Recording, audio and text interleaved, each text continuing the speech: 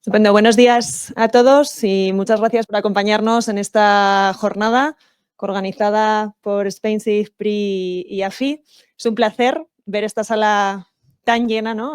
Cuando vamos a hablar de un tema, bueno, pues creemos de gran importancia y de gran relevancia, especialmente, ¿no?, en los tiempos que corren. Hoy queremos alejarnos un poco del ruido geopolítico, del ruido normativo, ¿no?, de los últimos meses y semanas y centrarnos en un tema como es la biodiversidad, ¿vale? Hoy vamos a hablar de biodiversidad, vamos a hablar de naturaleza, de capital natural, y para ello hemos diseñado un programa, bueno, que esperamos, ¿no?, y que estamos convencidos de que nos va a aportar todas las diferentes, ¿no?, perspectivas en relación a la biodiversidad. Vamos a arrancar la mañana con Amanda del Río, directora adjunta de Fundación Global Nature. Amanda nos va a dar, bueno, pues una visión, ¿no?, introductoria de algún modo sobre la biodiversidad, las implicaciones que tienen, los diferentes componentes que debemos analizar y entender. Luego pasaremos a la intervención de Stephanie Strange, ¿vale? Stephanie dará una intervención en relación al programa de naturaleza de PRI. Nos empezarán a introducir, ¿no?, en la importancia para los inversores en materia de biodiversidad. Stephanie, además, tendrá a continuación un diálogo con Tom de TNFD, ¿vale?, para seguir profundizando en esa importancia de la divulgación de los riesgos, en este caso, vinculados con la naturaleza. Y a continuación ya pasaremos a dos diálogos que esperamos que permitan, ¿no?, aterrizar, bueno, pues desde un punto de vista más práctico, las implicaciones en materia de biodiversidad y lo que algunas entidades financieras ya están llevando a cabo, ¿vale? Ese primer diálogo van a estar Ricardo Pedraz, consultor senior de sostenibilidad en AFI. Ricardo tendrá una conversación, ¿no?, con Sandra de Creando Redes para profundizar también en esa perspectiva financiera, ¿no?, y la lógica financiera que debemos encontrar cuando hacemos ese análisis de riesgos y dependencias de la biodiversidad. Para a continuación dar paso, ¿no?, al diálogo también de la industria, del papel de los participantes en los mercados financieros, en este caso con Esther Pérez del Grupo Cajamar y con Diego Salvador de Robeco, ¿vale? Durante toda la sesión vamos a ir haciendo o vamos a ir creando espacios, ¿vale?, para generar ese espacio de debate, preguntas, cuestiones. Toda la jornada, ¿no?, especialmente estos huecos que vamos a hacer para generar debate, preguntas, diálogo, se van a hacer bajo la norma, ¿no?, de Chatham House Rules, es decir, podemos hablar tranquilamente, preguntar, sentiros cómodos, se trata, ¿no?, de generar pues ese espacio, ¿no?, para seguir avanzando en esta materia. Y nada más, tenemos una agenda cargada, completa, esperemos que sea muy, muy útil, ¿no?, para todos, insistir en que también lo que queremos, ¿no?, es esa interacción con vosotros y que aprovechéis, ¿no?, la jornada para avanzar. Así que le doy paso a Andrea. Muchísimas gracias, Claudia, por esta bienvenida, por acoger el evento que lleva tantos meses en el horno, sobre todo la idea de hacer algo conjunto sobre biodiversidad. También gracias muy grande a mi compañero de PRI, que es nuestro compañero del crimen en este tipo de iniciativas a nivel nacional en España. La verdad es que estamos en un momento en el que parece que la industria está esperando a que la industria haga algo, ¿no? La industria espera a la industria.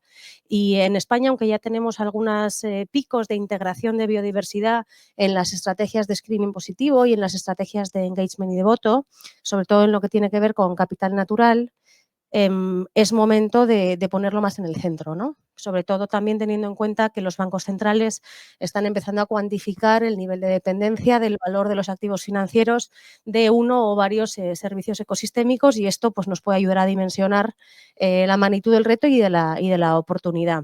Y hablando de retos, ayer estuve echando un vistazo a lo que los participantes del mercado financiero señalan como barreras para integrarlo crecientemente. Y la número uno era la falta de formación y de información. De manera que en este momento histórico en el que parece que hay que escoger las batallas, creo que vamos a empezar por la de estar muy, muy informados, y este evento es una ocasión estupenda. Y con esto le doy paso a mi compañero Antonio para que cierre la apertura institucional. Muchas gracias y antes que nada agradecer a AFI para darnos la casa y evidentemente también a SpainSafe para ser, ¿no?, dos grandes socios para ese tipo de evento, como bien decís, ¿no?, partners in crime para todo tipo de actividad, ¿no?, conectada a la sostenibilidad de las finanzas. Hoy simplemente para también ahorrar un poco de tiempo a mi compañera Stephanie, que luego efectivamente hablará mucho más del marco del programa de naturaleza naturaleza que tenemos en los PRIs, para abrir un poco, como decía bien Claudia, la conversación a raíz de esta presentación. Simplemente recordarles cuáles son básicamente el contexto, ¿no?, de fondo que tenemos, que es también un contexto de lo que es básicamente el marco regulatorio. Que no os preocupéis, esta mañana no voy a hablar de Omnibus, de esto ya, ya tendremos otros eventos para hablar de Omnibus y otras ocasiones.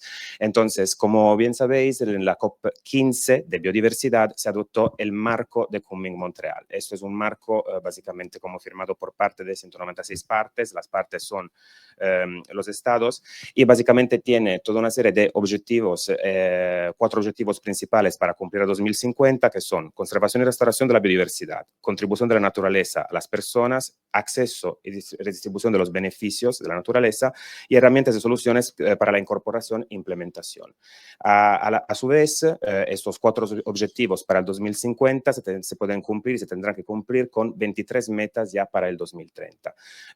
No voy a elencarlas todas, como veis tengo bastante notas, pero simplemente para tener un par de ejemplos, para darles un par de ejemplos, detener la extinción de las especies amenazadas conocidas y reducir significativamente el riesgo de extinción de las mismas, que al menos el 30% de las áreas del ecosistema terrestres, aguas continentales y costeros y marinos degradados estén bajo restauración efectivas y que el 30% de las zonas terrestres, aguas continentales y de las zonas costeras y marinas se conservan y se gestionan eficazmente. Es decir, tenemos que tener en cuenta que cuando hablamos de biodiversidad estamos hablando de todo lo que es un servicio de ecosistema. Esto evidentemente influye también en la lucha contra el cambio climático, que es algo que creo que aquí en la sala es algo que conocemos ya muy bien. Y el repartir beneficios, digamos, y mejorar la gestión de la biodiversidad es un tema medioambiental, pero también es un tema social. Recordemos esto también. ¿De dónde venimos? Venimos básicamente de una COP, la COP16, que empezó en Cali, Colombia, que es la COP de Cali, y se acabó justo el mes pasado en la COP16 bis en Roma.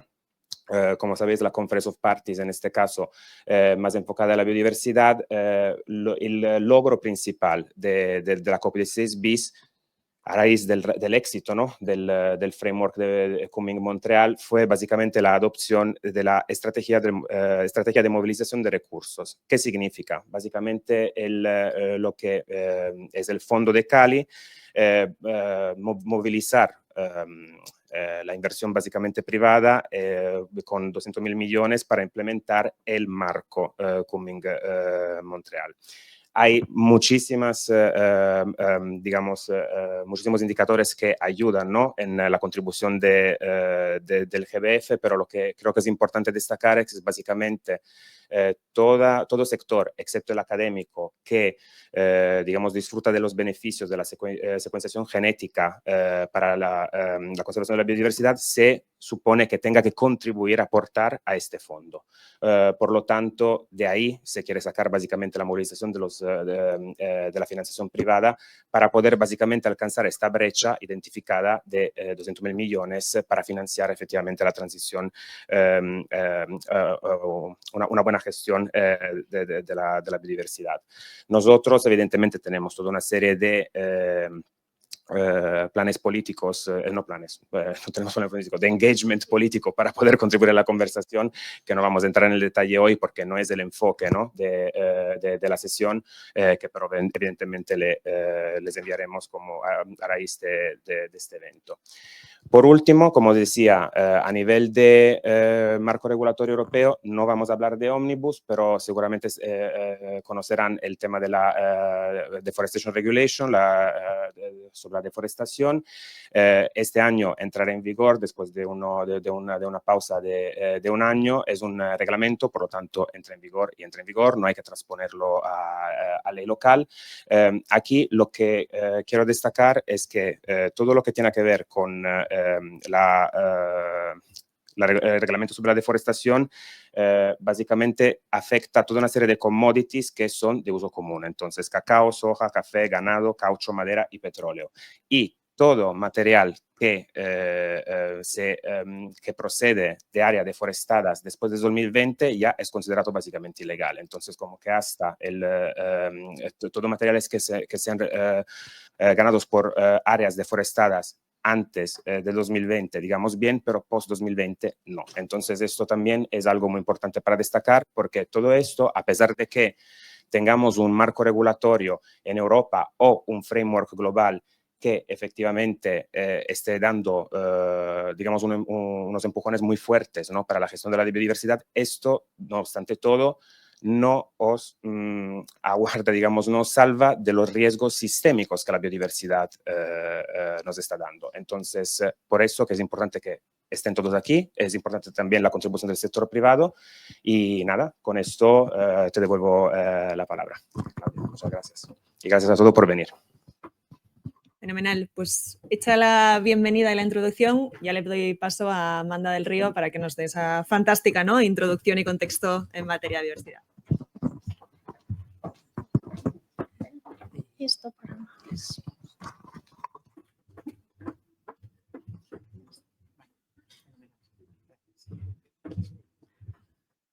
Bueno, pues buenos días y muchísimas gracias por permitirme hacer esta introducción, porque para mí este es un tema apasionante. Además, después de este repaso a la EUDR y saber que no tenemos que hablar de ella es fantástico. Pero yo quería precisamente obviar ese marco legal y las obligaciones y todo eso para entender de qué estamos hablando, del concepto, porque hay veces que yo creo que se nos pierde un poco, y cuando hablamos de biodiversidad y finanzas es porque estamos hablando de riesgos y de soluciones. De nada vale también ver el riesgo si no sabemos qué hacer. Y yo creo que ya llevamos un rato caminando con muchas empresas como para entender esto, entonces voy a hacer un repaso primero al concepto. Biodiversidad es lo que tenemos en pantalla. Estamos hablando de genes, no solamente linces con una genética X, también los tomates y sus variedades, las razas autóctonas de ganado, pero además la importancia de los genes, he intentado en cada escalón decir por qué es importante, se debe a que gracias a ellos podemos adaptarnos a los cambios y así evolucionan las poblaciones, gracias a los genes. Hablamos también de una variabilidad dentro de lo que son las especies y ahí tenemos plantas, animales, hongos, microorganismos que habitan en un área determinada. Este concepto es importante, por ejemplo, cuando hablamos de evaluación de impacto ambiental, estamos afectando a un hábitat concreto o en la construcción de un hotel, ¿no? Entonces, esa sería una dimensión de la biodiversidad y es interespecífica e intraespecífica, es decir, dentro de la misma especie y entre especies. Y en tercer lugar, tendríamos la diversidad de ecosistemas. Ahí estamos hablando de hábitats, comunidades biológicas y procesos ecológicos. Procesos ecológicos, aquí empiezan las curvas, ¿vale? Vamos a hablar de el problema que tenemos, porque desde ya lo voy a decir, el problema de la biodiversidad es que sigue la estela del cambio climático. En cambio climático hay una tonelada de CO2 equivalente, en biodiversidad no hay una unidad de medida universal. Nos tenemos que adaptar a las condiciones locales, porque ahí, a esa escala, es donde sucede la biodiversidad.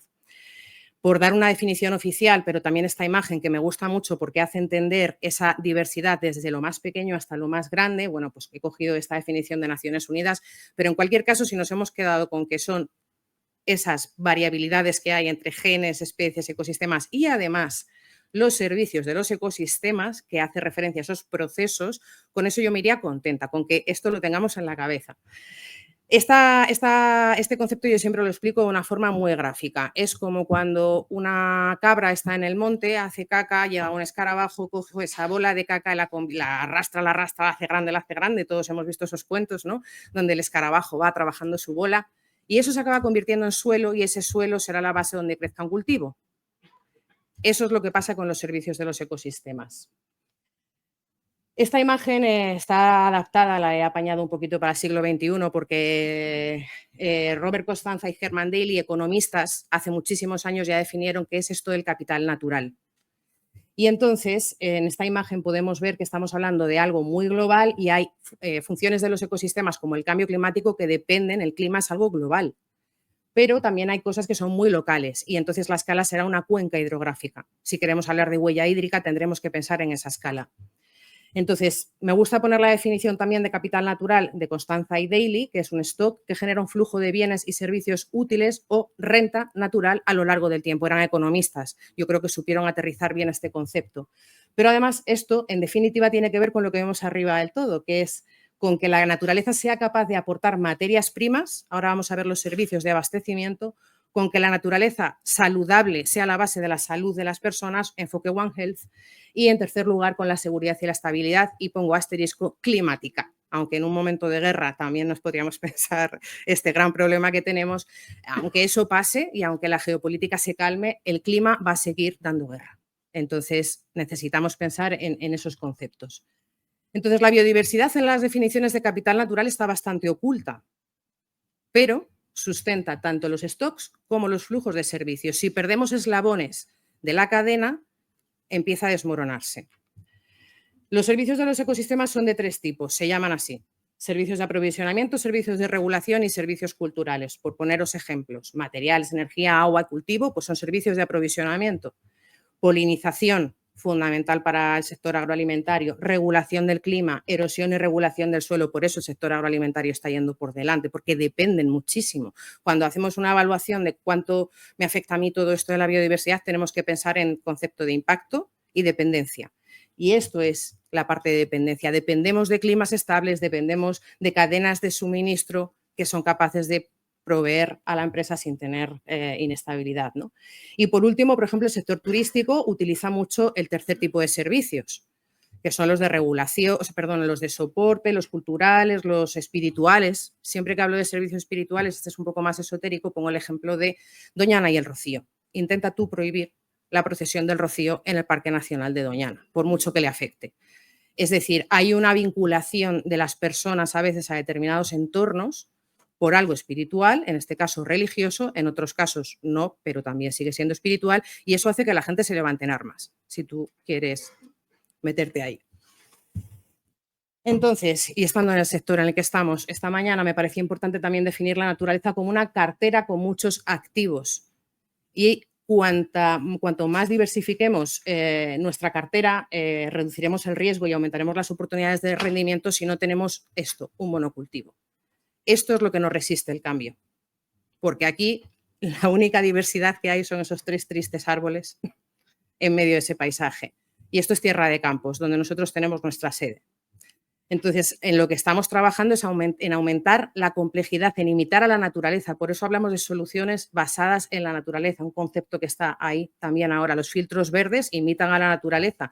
Lo que hacemos es coger las plantas que crecen en las orillas de los ríos, las plantamos en, por ejemplo, los tancats, que son los antiguos cultivos de arrozal del entorno de la Albufera, los están plantando de tifas, eneas, de este tipo de plantas que se comen la materia orgánica y el agua se va depurando según pasa por el filtro hasta poder verter en la Albufera mucho más limpia de lo que entró. Además, creamos un hábitat de sustitución natural. O sea, los pájaros que hay más emblemáticos ahora mismo de la Albufera están en los filtros verdes, no en el lago de la Albufera que está destrozado.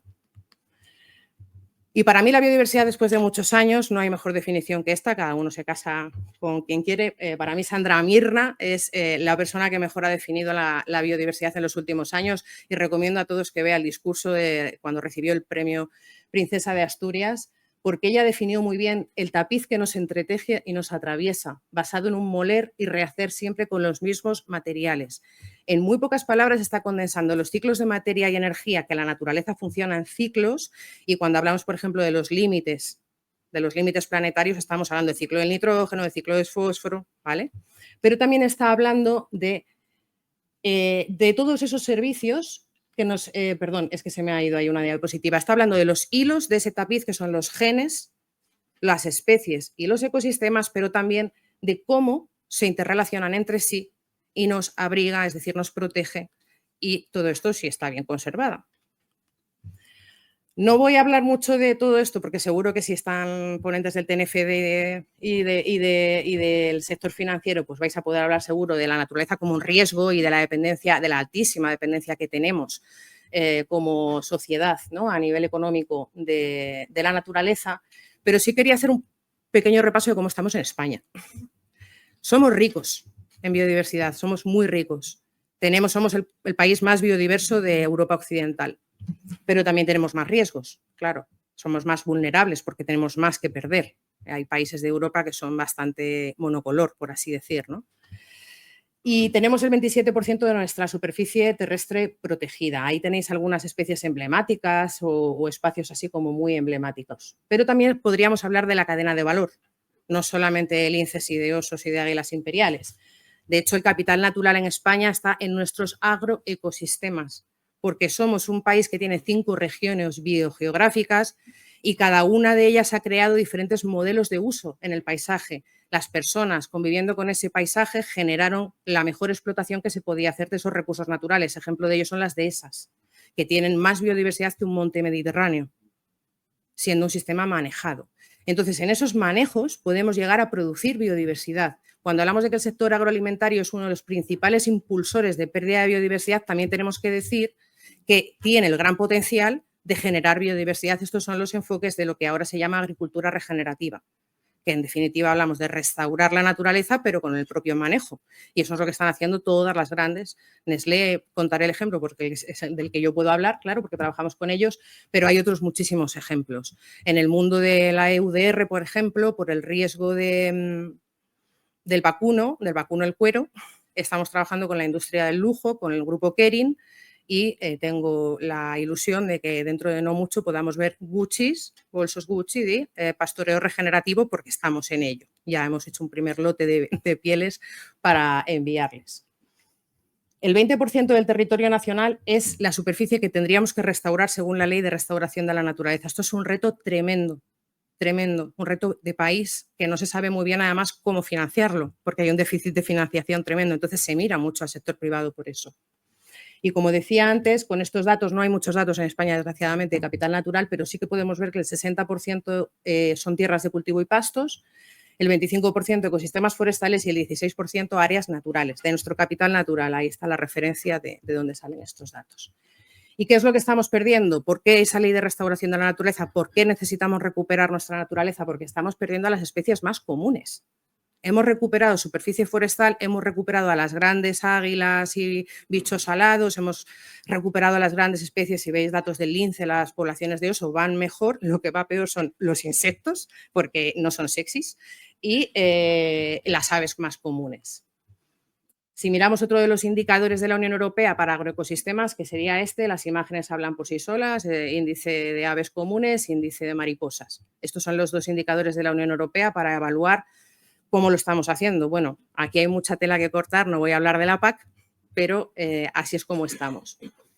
Y la nueva frontera es el suelo, entender el gran reto que afrontamos cuando hablamos de suelo, siendo España un país con clima mediterráneo y con unos problemas climáticos muy interesantes, ¿no? Y viendo que somos el país con un riesgo de desertificación más elevado ahora mismo, es brutal. Nuestros ríos no están muy allá, no me voy a parar porque no me gusta pararme en noticias negativas, porque si no nos cortamos las venas hay que pensar qué podemos hacer. Los acuíferos tampoco van demasiado bien. Un 44% de las masas de agua subterránea están en mal estado, sobreexplotadas o contaminadas normalmente por la agricultura, de nuevo. Nuestros bosques. España es un país muy rico, pero con un gran reto. Aquí no me quiero parar un momento y hablar de esto. Y es que la mitad del país aproximadamente es forestal, catalogado según la Ley de Montes. Pero el 70% es propiedad privada. Y en ese porcentaje tan alto de propiedad privada no sabemos dónde están los propietarios.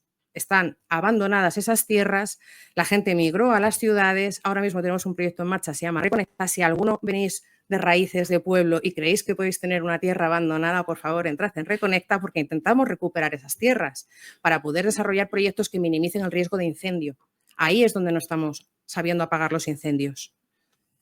Y por otro lado, los agroecosistemas, por dar algún dato, bueno, pues la otra gran mitad no es exactamente así, pero más o menos no llega ninguno al 50%, pero la otra mitad del país es prácticamente agrario. Y ahí estamos hablando también de sistemas de alto valor natural, estamos hablando de mucha gente que depende de esos agroecosistemas y estamos hablando de unas dinámicas en España complicadas, de reto demográfico, de abandono de usos tradicionales. El regadío, que se critica muchas veces, pues es el 60% de la producción, pero es el 10% del PIB nacional. Entonces necesitamos ser más eficientes, que es de lo que se trata. Datos del suelo. En 1 gramo de suelo hay 1.000 millones de bacterias, cientos de especies diferentes. Estos son solamente ejemplos para que entendáis que el suelo es esa nueva frontera donde está toda esa industria agroalimentaria trabajando y todos a una intentamos fijar carbono, mejorar la población de polinizadores, la diversidad de especies vegetales, el cómo las lombrices van fabricando esa materia orgánica que necesitamos. Voy un poco acelerada porque quería acabar a las 10. Un par de ideas finales sobre la naturaleza. Si miramos en las cuentas del INE, la naturaleza se refleja como un gasto. Pero esos son los datos, que a mí me parecen muy impactantes. porque de ese gasto nacional, 5 conceptos incluye esta categoría, y la mayoría son lo que estamos haciendo es gestionar nuestros impactos, gestionar los residuos, gestionar las aguas residuales y gestionar la contaminación. Solo un 5% se destina a biodiversidad y protección del paisaje. Es muy poquito dinero, además contemplado como gasto. Y además el sector corporativo contribuyó con el 47,4%. Estos son datos del INE. A mí me parece relevante. Sobre todo porque creo que deberíamos empezar a entender la naturaleza como una inversión. Estamos invirtiendo en la base de nuestro negocio, en el suelo. Hemos dicho en el caso del sector agroalimentario, si cuido el suelo, esto nos ha pasado con muchas empresas como Borges, ¿no? Que empezamos a trabajar con ellos. ¿Qué hay en la psique de una empresa de este estilo? Le dices, tienes que hacer una cubierta verde para proteger el suelo. Bueno, la cubierta verde compite, la vegetación con el árbol le va a quitar el agua. No, hay que aprender a manejarla. Bueno, cambio de mentalidad, hay que cambiar la cultura. Hicimos las cubiertas verdes, hicimos un taller, regamos en suelo desnudo, regamos en cubierta verde, en uno el agua se va, se escurre y se va, en el otro el agua se queda. ¿Ves? Fantástico. Fantástico. Ahora entiendo que quiero la cubierta verde en toda la explotación. Primero lo habíamos hecho en una pequeña zona y esto lo extendieron y a su cadena de proveedores también y empezaron a decir cómo lo podían hacer. Entonces, estamos hablando de recuperar ecosistemas clave como esos agroecosistemas. Creo que en el agua nos deberíamos fijar, esto es nuestra estrategia, la de Fundación Global Nature, y nos centramos en humedales, en agroecosistemas. Y creemos que esa es la solución ante los 3 grandes ejes que hay de crisis ahora mismo, que sería el cambio climático, la biodiversidad y la degradación de nuestro entorno, porque además crean valor social este tipo de proyectos. 2 ejemplos. Este proyecto, donde vemos a nuestro compañero Javi ahí paseando por Molina, por la comarca de Molina de Aragón, nace vinculado a unos parques eólicos, 5 parques eólicos que tenían una declaración de impacto ambiental con unas medidas compensatorias. En un momento dado, Naturgy y Enel, las empresas que tenían que desarrollar esas medidas compensatorias, dijeron, ¿pero dónde va este dinero que tenemos que aportar a la administración ambiental? No lo teníamos muy claro, probablemente a pagar salarios y carreteras. No suele llegar el dinero al campo a compensar el daño. Entonces, les propusimos modificar la DIA y hacer un plan de acción de biodiversidad. Y en ese plan de acción de biodiversidad, una de las medidas para recuperar una especie, a las aves esteparias, concretamente a la alondra ricotí, que es una especie en peligro de extinción, era recuperar un tipo de paisaje y dar diversidad. Aquello es un monocultivo de cereal, toda la comarca de Tierra de Campos, y necesitábamos aumentar diversidad, parches diferentes. Nos pusimos a trabajar con este cultivo que es muy rentable y descubrimos que podíamos meter ganadería extensiva porque es ecológico el cultivo y no queríamos echarle pesticidas, químicos, entonces metimos a las ovejas. Todo esto nos lo pudimos permitir porque era una especie de proyecto piloto. Empezaron a transformar nuevas hectáreas de lavandina en la comarca, se crearon 3 empresas y a día de hoy tenemos un serio problema con la esencia de lavandín porque en pandemia, aproximadamente sí en pandemia, la Unión Europea hizo una regulación, metió esta esencia en REACH y entonces anularon el mercado y se fueron todos a comprar a Asia la esencia. Ahora estamos en intentar que, claro, Europa es un gran productor de esencia, estamos en intentar recuperarlo, pero la realidad es que sí que hemos estado midiendo todos estos años, se ha recuperado el suelo, estamos recuperando la biodiversidad, se han creado empresas, todos estábamos encantados con el proyecto y habría salido todo a pedir de boca si realmente hubiéramos conseguido vender la esencia, además una esencia ecológica que ha ayudado a proteger una especie. Durante muchos años L'Oréal con su programa de agricultura regenerativa ha visitado, hemos hablado con el químico del OEB, pero como os digo, bueno, pues me gustaría poder cerrar el círculo, pero no es perfecto. Y este es el último ejemplo que de nuevo tiene que ver con bueno, el otro nace de un impacto de la industria energética. Este en concreto es nuestra historia con Nestlé. Empezamos a trabajar hace más de 10 años con Nestlé, con los tomates que se producen en las vegas del Guadiana. Es un cultivo intensivo de industria y entonces, bueno, pues Nestlé por diferentes razones necesitaba replantear el cultivo que hacía en Europa. No voy a entrar en todo el histórico, pero bueno, por demanda de consumidores sobre todo.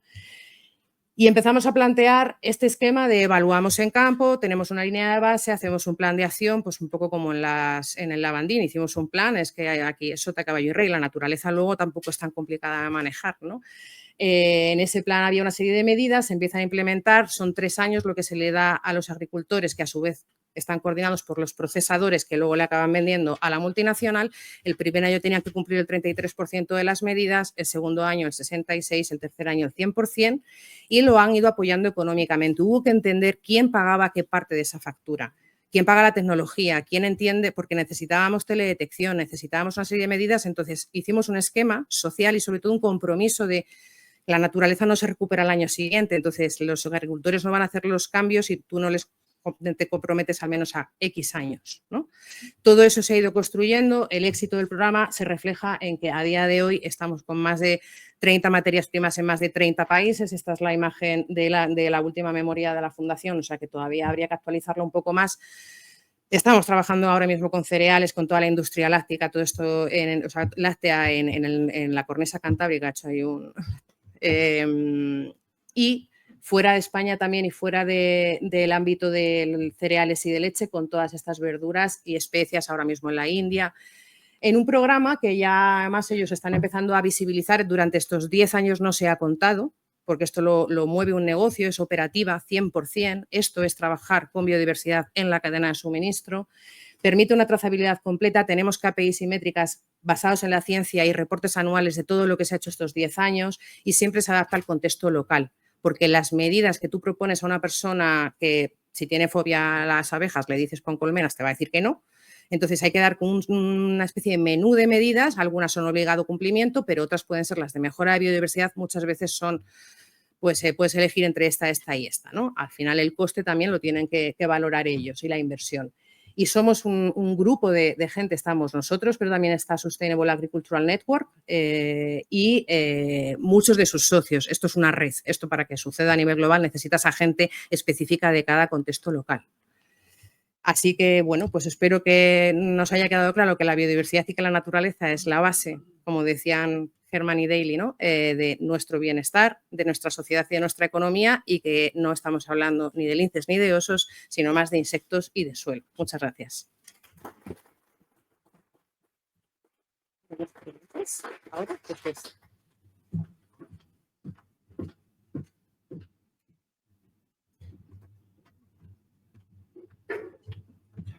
Muchísimas gracias, Amanda. Y bueno, seguimos con la próxima sesión. Bueno, te voy a introducir a presentar a mi compañera Stephanie Strange. Es una especialista en naturaleza en los PRIs. Se acaba, digamos, de incorporar hace unos 7 meses. Antes estaba trabajando en Mercer, en Londres y en Australia, también sobre temas de naturaleza, y tiene es básicamente especializada en ecología y conservación. Así que, Stephanie, welcome. Perdón, antes de que te subas al escenario, esta sesión la llevamos a cabo en inglés y también la próxima. Entonces, Stephanie presentará en inglés también Tom Egarty de TNFD, y luego también tenemos un momento de preguntas y respuestas, así que os animo a preguntar a ambos. Bueno, muchísimas gracias, Stephanie. The floor is yours.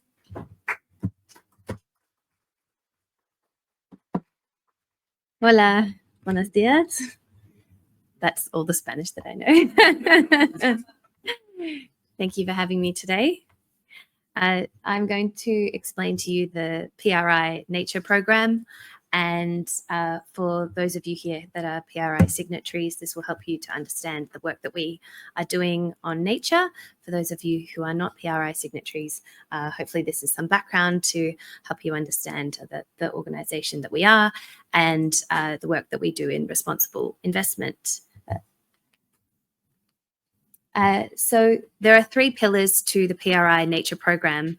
The policy engagement work that we do, which Antonio touched on earlier, is key to the progress that we see in this landscape, particularly in the way that climate and nature are so connected through the policy and regulation environment for responsible investment, and how that links in through disclosure regulations and the ongoing agreements that we are seeing in this landscape.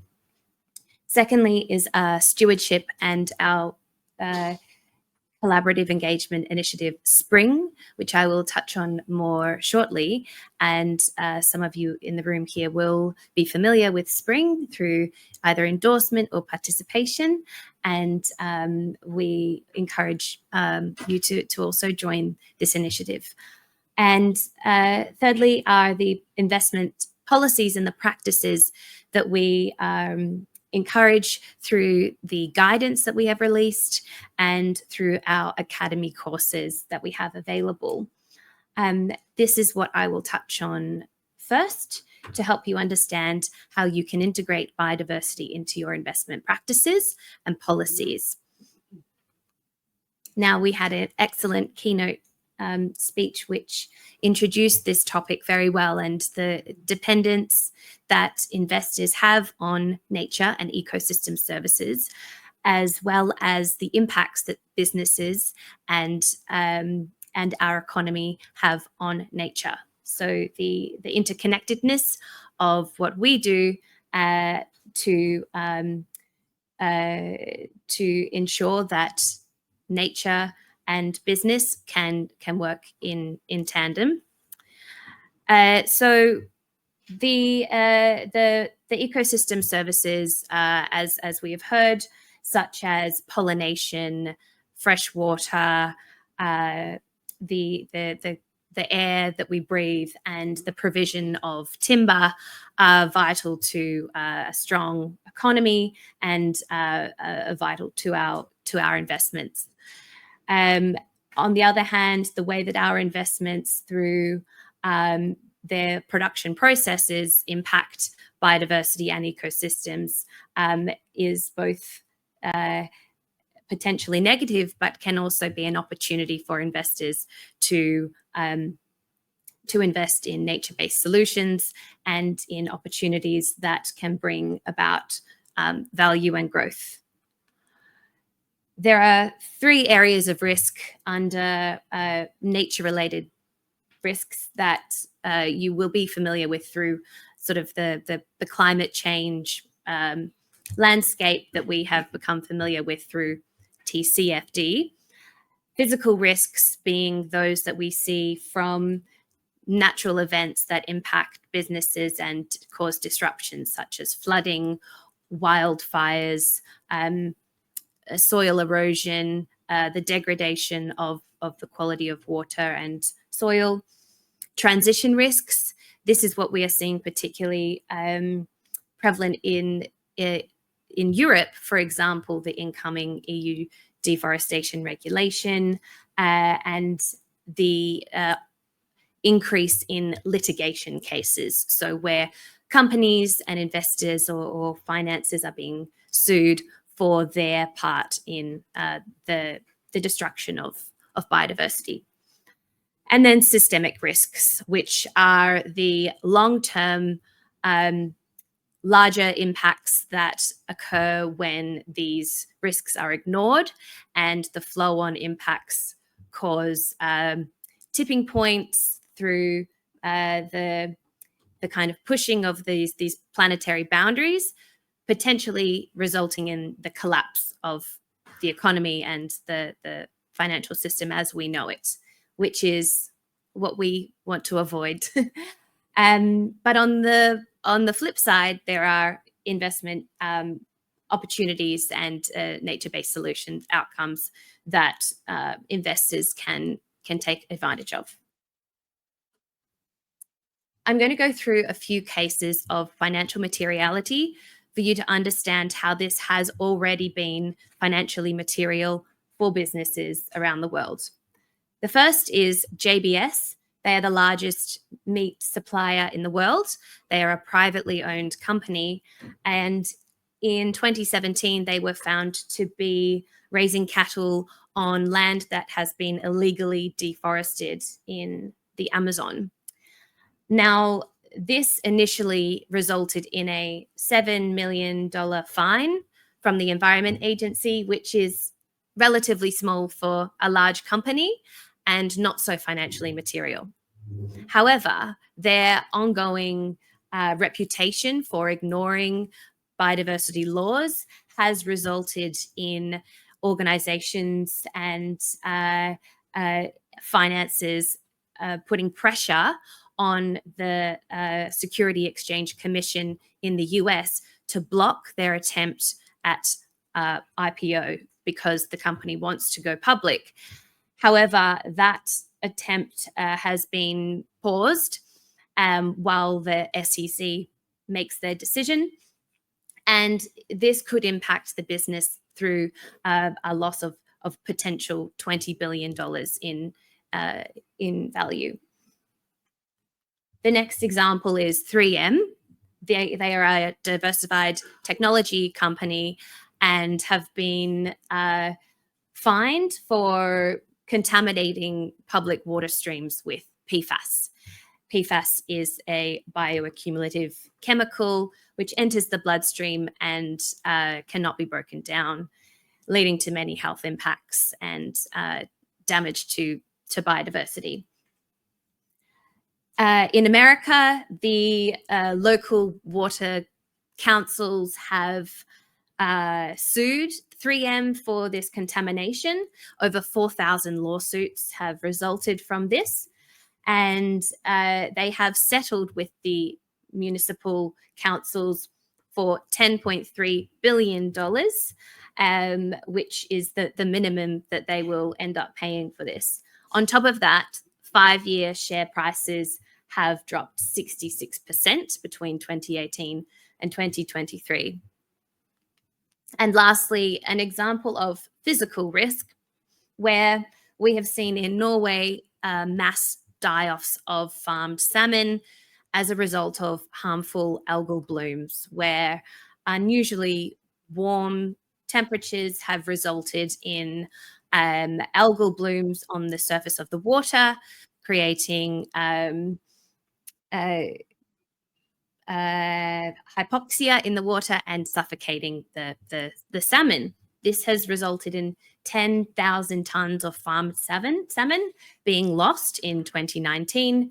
And in a second example, in 2021, the company Maui lost 1,000 tons of farmed salmon from a similar event.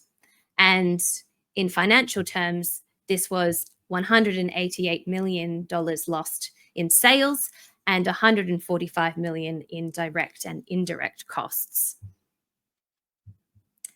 Now I'm going to take you through PRI's guidance and the work we have done to integrate biodiversity into your investment processes and practices.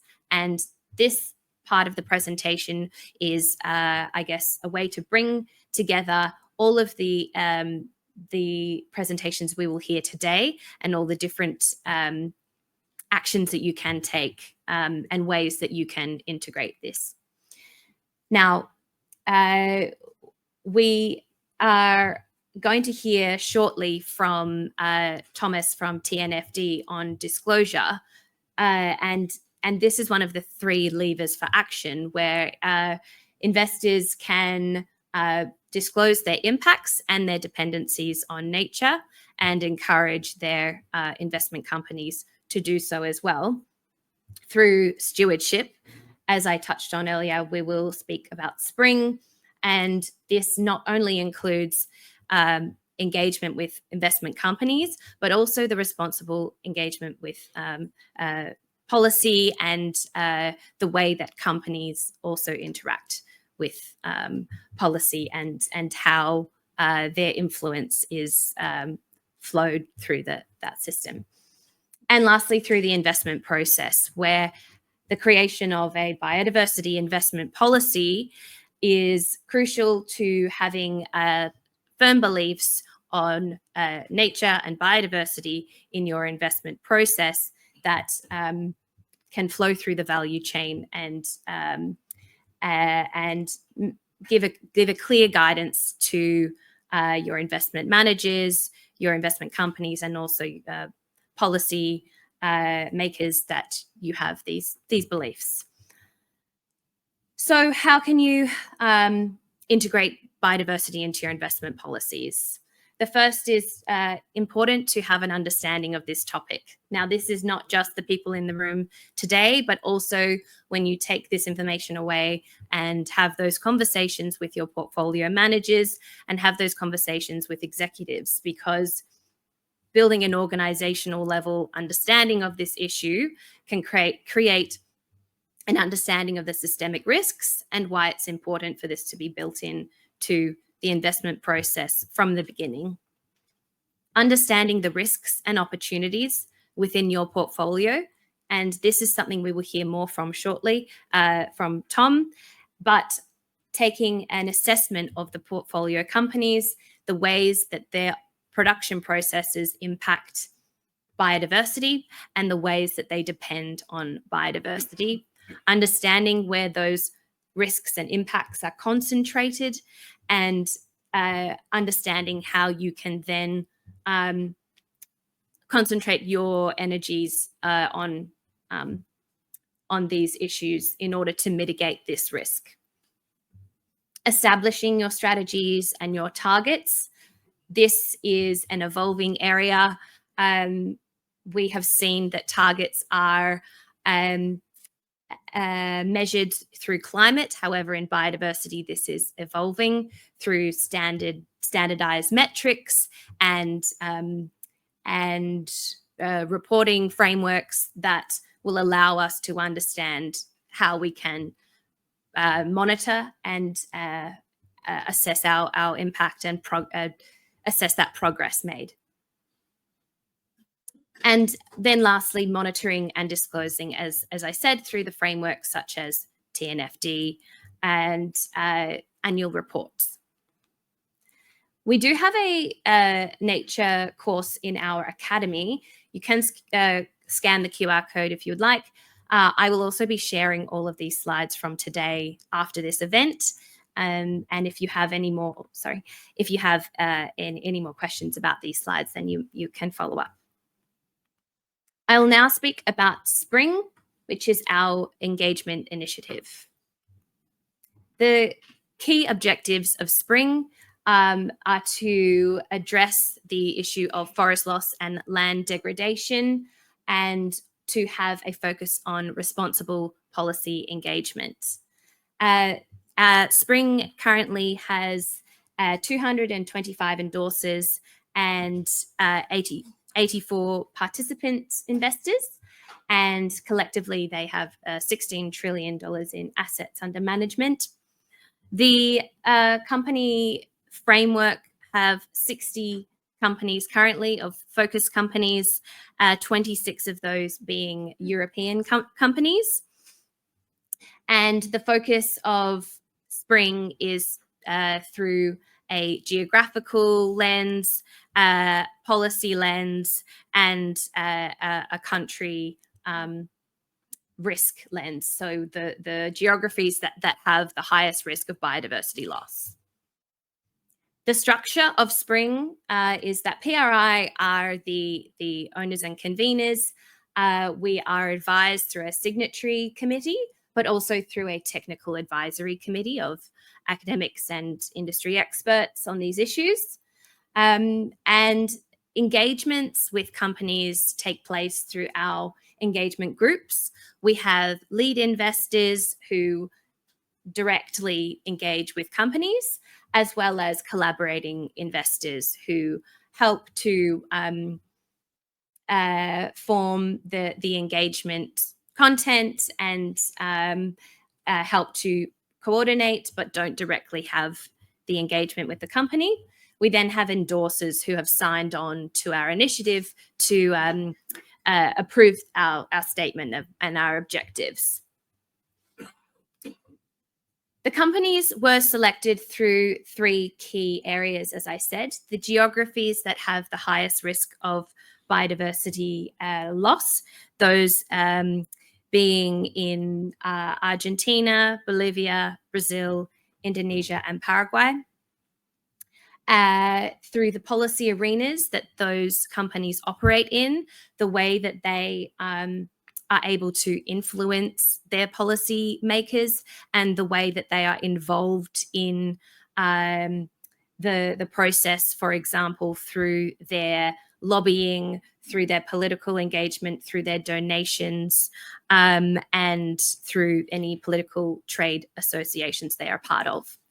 And those companies are across a range of sectors.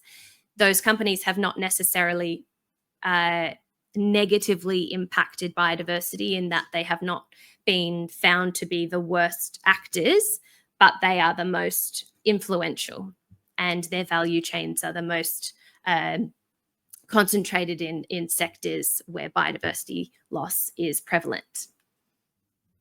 As I said, there are 60 companies, and there is one Spanish company, which is Santander, and across other European companies are tire companies such as Michelin, Mercedes, BMW, and retail companies such as Henkel, Tesco, and Sainsbury's. The company assessment framework was chosen to have 3 main components: the way that the business operates, their strategy and risk management. This is sourced from the World Benchmarking Alliance.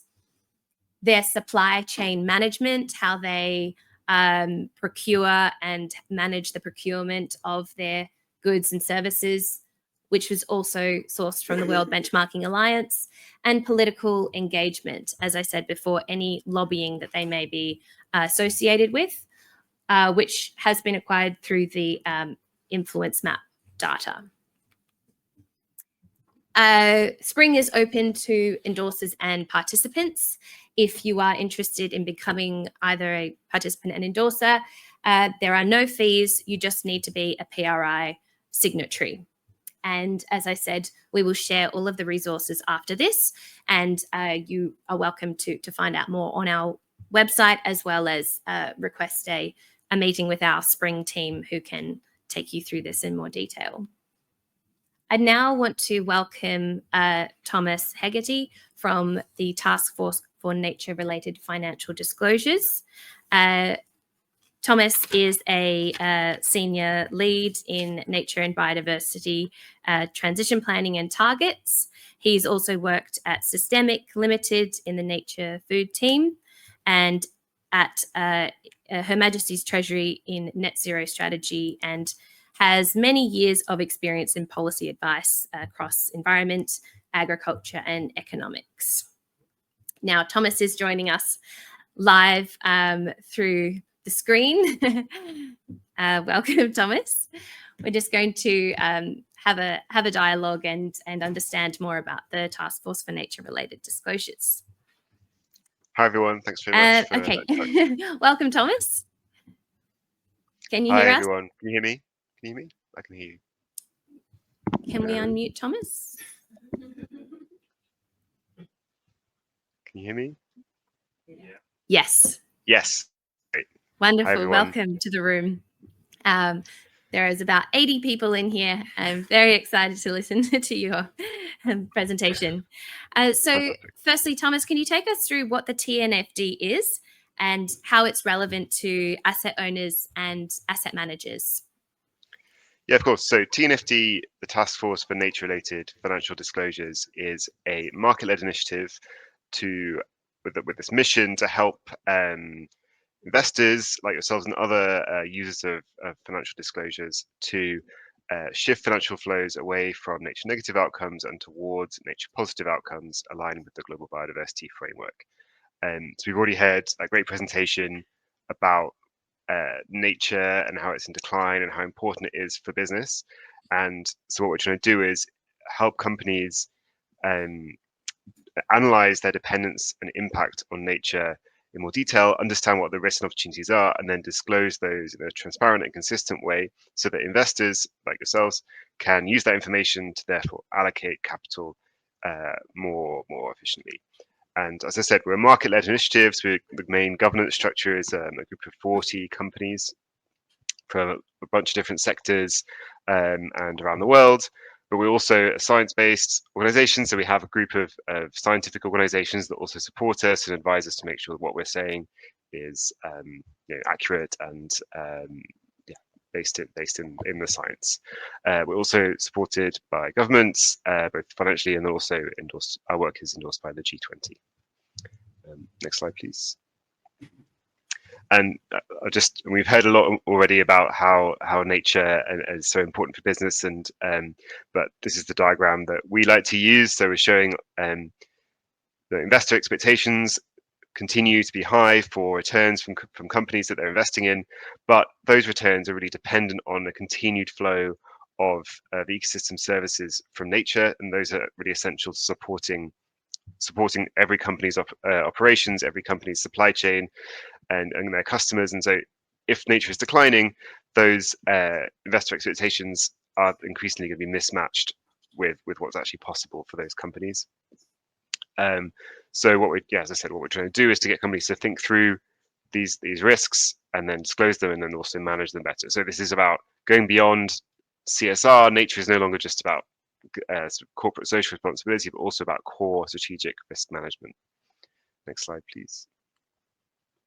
And a lot of these risks are already materializing. So we've got this report from Bloomberg that Stephanie already highlighted a few of the examples from in her presentation, but just to highlight that these risks are already materializing. This isn't something for the future. This is now, we're already seeing these risks and they're already affecting company revenues and market valuations around the world. So really timely to start to think about these issues, especially we heard about the global biodiversity framework that's also going to start to bring through changes for businesses and how they operate.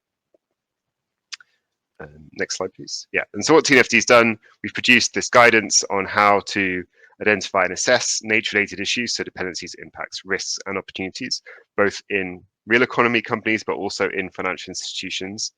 And then there's more guidance on risk management, setting targets, and incorporating that into your strategy to then support annual disclosures, and then also to develop a transition plan to deal with and manage those nature-related issues. We have a set of metrics to help companies quantify their dependencies, impacts, risks, and opportunities, and also a bunch of data initiatives to help smooth the flow of data to these companies so that they can assess these nature-related issues as effectively as possible. And the response from the market has already been fantastic. So we launched these recommendations and the main bits of the guidance back in September 2023. We already have well over 500 companies around the world adopting the TNFD, so committing to disclose using the TNFD recommendations. And that includes the largest group of those are actually asset managers. So that's the biggest sector that lots of asset managers are recognizing this is an issue. And we also have 14 companies, major companies in Spain. So Spain is actually the second largest market in the European Union for TNFD adoption, which is really fantastic. Big companies like Iberdrola, Naturgy, a bunch of others, Cajamar. But then we've just launched a new adoption campaign. So please do also take a look at where this is going and continue to engage with this process. And next slide, please. And lastly, just to say, obviously, a lot of you will have to be disclosing against European regulations as well. The TNFD recommendations are fully aligned with the ESRS. So it's got the same structure with the same 4 pillars as with TCFD and the ISSB recommendations. TNFD also incorporates, or is flexible to include double materiality as required by the European regulations. And the TNFD's guidance on how to identify nature-related issues is highlighted by the ESRS as a way that companies can identify the material issues that they want to disclose as part of their ESRS disclosures. So we've produced this mapping document, which you just can see a screenshot of at the bottom there, about how the ESRS and TNFD fit together. Great. So how can TNFD be used to assess nature-related risk in the portfolio? And what tools are available to support investors to identify their impacts and dependencies? So we're already seeing lots of action from all sorts of different financial institutions in trying to think about their nature-related issues. The guidance that we produce to help you do that is called the LEAP approach. So LEAP is locate, evaluate, assess, and prepare. These are the 4 phases. So first of all, you need to, well, first of all, first to say is this is not a linear process. This is an iterative process. So the locate phase is about thinking about location. So we already heard about why location is so important for nature. You need to think about, is this water that's being withdrawn in a water stressed area or not? It's more sort of maybe corporate level. And then evaluate your dependencies and impacts. So think about, what are the dependencies and impacts? How big are they? Assess the risks and opportunities. What risks and opportunities do we have as a result of the dependencies and impacts we've identified? and then prepare to respond to report. How are you going to manage these issues now you've identified them, and how are you going to disclose those publicly? And then within each of these phases, there are a number of subpoints. So the next slide, please. I'm just going to dive into locate 1 and 2, which is the first bit on the left there. Is about starting to, at the portfolio level, you'd start to screen where do we want to focus our efforts. So you can look across all the sectors in your portfolio, and there are tools, lots of tools online that you can then use to see, okay, these are the sectors we've got, these are the likely dependencies and impacts that we typically see at a global level that are likely to create issues for us. So the main tool that lots of companies are using is called Encore, which is produced by a coalition of organizations, including the United Nations Environment Programme, World Conservation and Monitoring Centre, which they produce these sector-level dependency and impact, typical global average dependency and impacts. If you just go on to the next slide, I've got an example here of what you can do with that. So this is an example from NBIM, obviously a really big asset manager on behalf of the Norwegian government. And so they published this heat map, which shows by sector in their portfolio and the share of their portfolio that is in that sector, what are the likely dependencies and impact, or I think this is just the impacts that sector is likely to be facing. And then on the basis of that, you can then dive a bit more into a bit more detail in your portfolio. So you can see that there's a lot of investment here in technology, and there's potentially a few issues there under pollution. So maybe they want to have a look, investigate which companies have we actually got in our portfolio here. What are their issues likely to be? What kind of pollutants they're going to be issuing? And then you can build an engagement program around that. Maybe also build some new investment strategies around that to try to address that problem. And if that's going to create a risk for you. Another example on the next slide from a Swedish pension fund, similar setups. They've got the sectors, the different impacts and dependencies that you can identify, and whether those are high or low, and that gives you a sense of how you can prioritize. Great. And how can investors use these results of their assessments to integrate nature-related risks into their investment practices and policies? Yeah, so going back to this, so you can look at, once you've identified the priorities, you can dive into, again, where you want to assess. So you've identified, okay, we want to focus on pollution from the technology sector, so that you can then look at these companies, what are they doing, where are they doing it, is that going to create an issue for us? And then you can, as I said, you can prepare an engagement strategy around that. And we're already seeing some really great pieces of analysis from financial institutions around the world, trying to think through these problems at that location level. So on the next slide, I've got an example from E-Sun, which is a Taiwanese bank. And they were able to look at their mortgage portfolio and their commercial lending and see where, for example, their mortgage portfolio was on highly sloped areas that were maybe vulnerable to landslides, and that's obviously going to create a risk for them. They can also see where their commercial lending portfolio was either in areas of water stress or in protected areas that, again, might create risks for them in the future.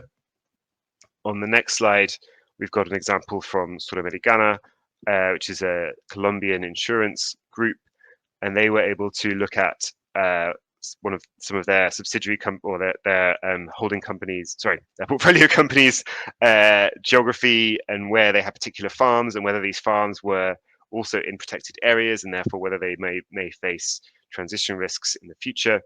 So that's this map we've got on the right. So you can see some of the light blue farms are then in this green area, which is a protected area. And then on the next slide, I've got an example of I think it's Finnish or Estonian private equity fund, and they were able to, again, map the sites of their investments and see whether those were subject to potential nature-related risks, and then they were able to rank those risks based on the potential magnitude of the financial impact. So they were then able to build a strategy on the next slide, both across engagement and policies. So these are the sort of typical actions that we're currently seeing emerging from financial institutions. So building enhanced engagement, as I mentioned, participating in collective finance sector initiatives like the Spring Initiative that we just heard about, but you can also start to do enhanced due diligence on certain categories of investment that are typically associated with elevated dependencies or impacts. So you could look at if the companies you're investing in are involved in high impact commodities, so commodities that are particularly associated with deforestation, for example. You can look at exclusions associated with particularly damaging practices, or locations that are particularly high risk. So if you may say we're not going to support any companies that are operating in certain areas that are particularly problematic, or have practiced like certain activities in particular areas that are particularly problematic, or you might want to look at what your voting policies are and how those could reflect the potential nature-related risks that might emerge down the line. Okay, wonderful. Thank you, Thomas.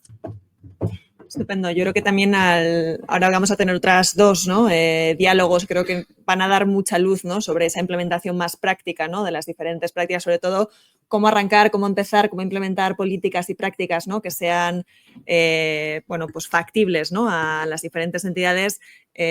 Luego de nuevo tendremos otro espacio, ¿no? Para poder debatir y charlar, así que de nuevo pues también animaros, ¿no? Bueno, pues incluso a compartir, ¿no? Experiencias que puedan ser enriquecedoras para el resto. Con esto damos paso al primer diálogo de los dos restantes que tenemos, en el que estarán Sandra Magro, directora y socia, ¿no? De Creando Redes, y Ricardo Pedraz, experto en finanzas sostenibles de AFI, que tratarán de ahondar y profundizar un poco más en lo que ya los ponentes anteriores han ido comentando, ¿no? De esa interacción entre los impactos, ¿no? Y dependencias de la biodiversidad y el impacto financiero que puede tener para las diferentes entidades. Ricardo, Sandra, todo vuestro. Muchas gracias. Gracias, Claudia. Muchas gracias a Sandra por venir. Gracias. Sabe que cada vez que viene es un agradecimiento porque da gusto estar con ella, ¿no?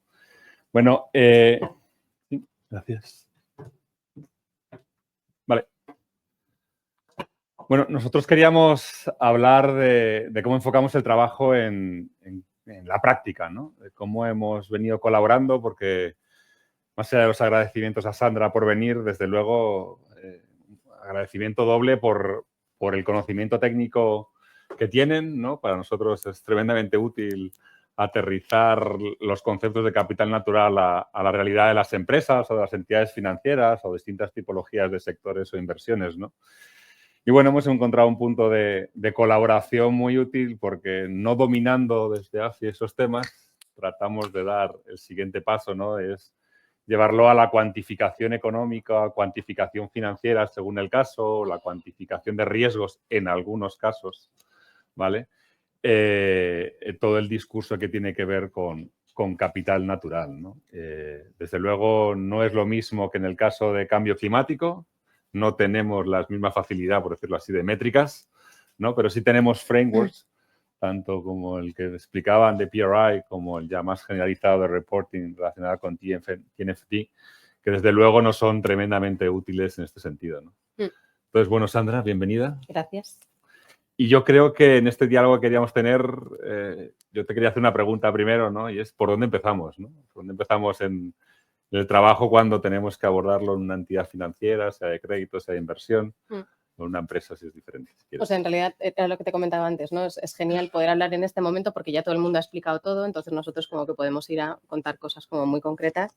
Lo primero es hablar de esta metodología LEAP de la que hablaba antes Thomas. Nosotros hablamos de la metodología IPL, porque sí que es cierto que es súper importante localizar en este caso, pero también sabemos que es como un escollo. O sea, todas estas empresas de las que hablaba Thomas son empresas con las que nosotros hemos puesto en marcha esta metodología LEAP y este enfoque TNFD, con más de 11 empresas hasta ahora, más de 10.000 instalaciones analizadas, más de 1 millón de kilómetros de redes o de infraestructuras lineales analizados, y de repente como que le hemos visto un poco el detalle, ¿no? A esta metodología y un poco lo que queríamos revisar hoy es qué puede ser más útil para el sector financiero.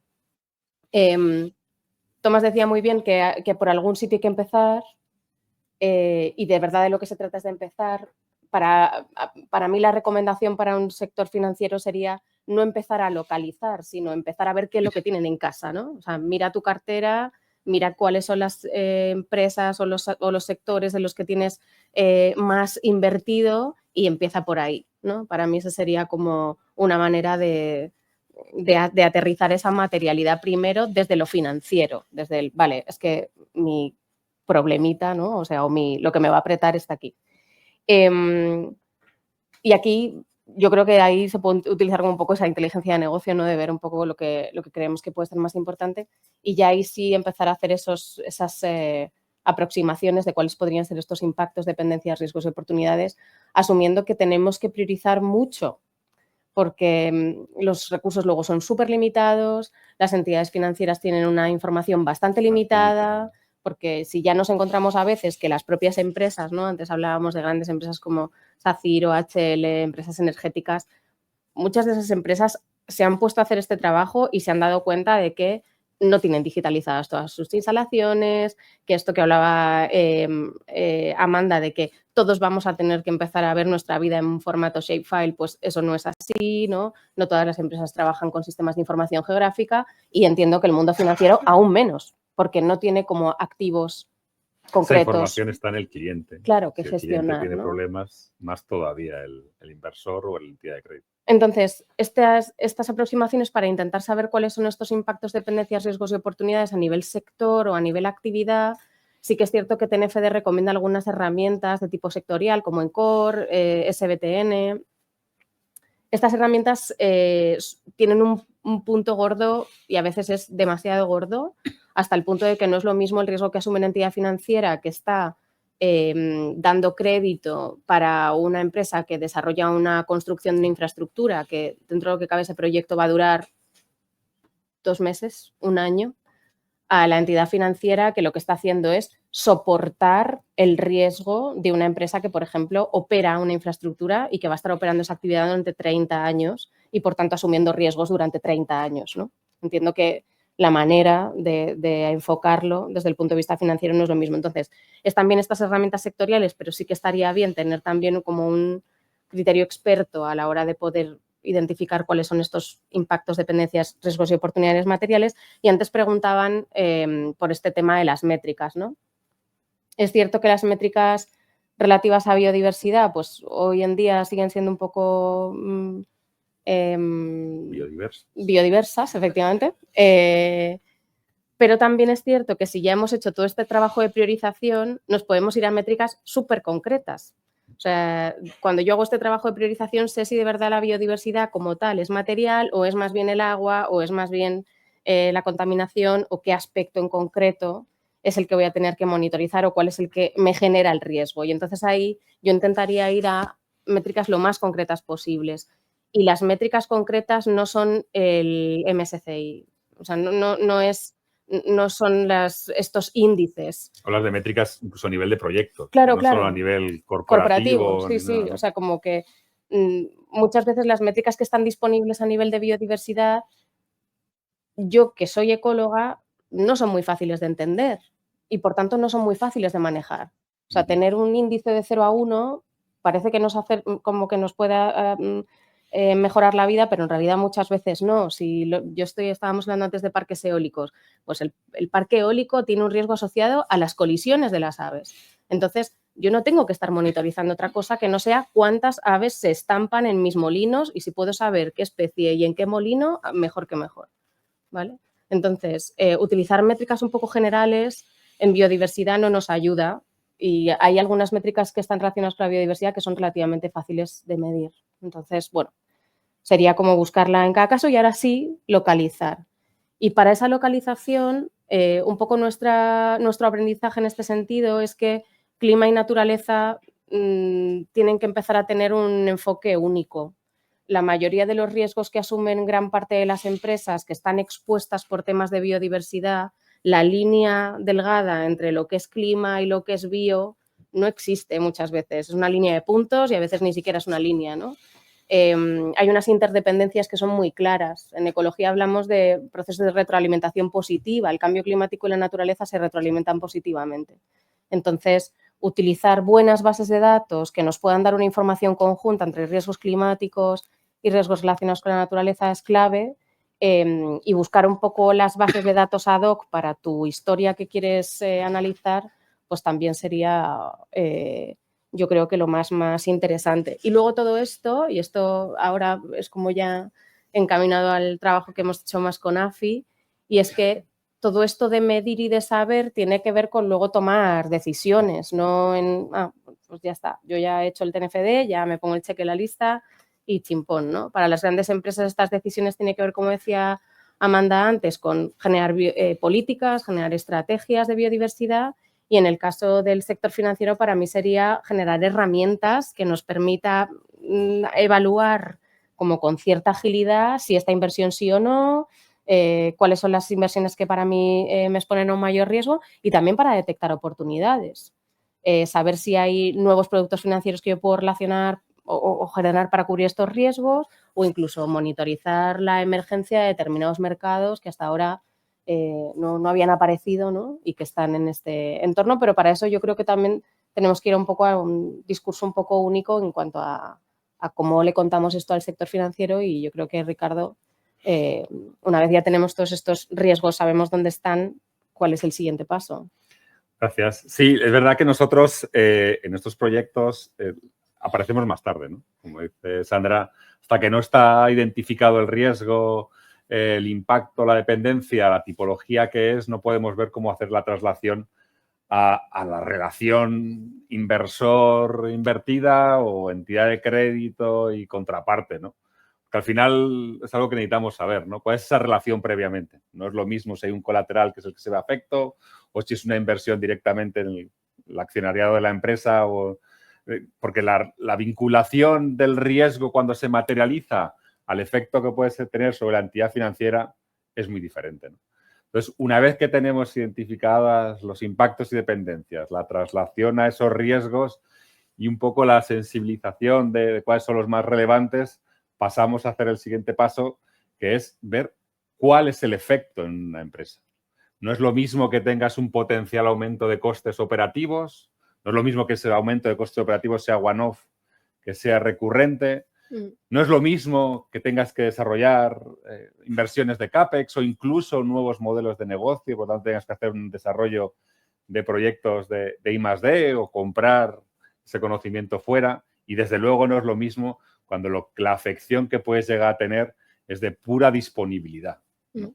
Porque la disponibilidad ya nos lleva a una interrupción de flujos de ingresos en muchos casos y todo lo que eso supone para el valor de una empresa, ¿no? Con lo cual, una vez identificado el riesgo, lo siguiente es ver cuál es la consecuencia económico-financiera, ¿no? Y ahí nos gusta ir uno a uno, ¿no? De riesgo alto, cuál es la relación de esta actividad, de esta empresa o este tipo de proyectos en esa relación, ¿no?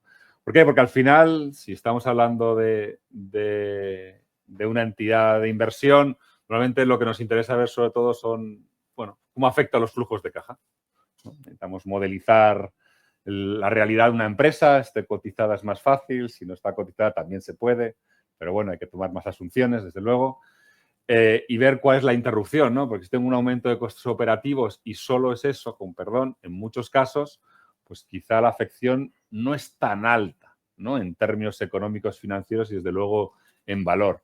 Pero si hay un riesgo relevante de interrupción y disponibilidad, pues habrá que estar con muchos ojos encima, ¿no? Y ver cómo poder hacer el engagement que presentaban Stephanie y Antonio en el modelo de PRI, por ejemplo, porque es un caso muy relevante de posible pérdida de valor derivada de la afección de capital natural.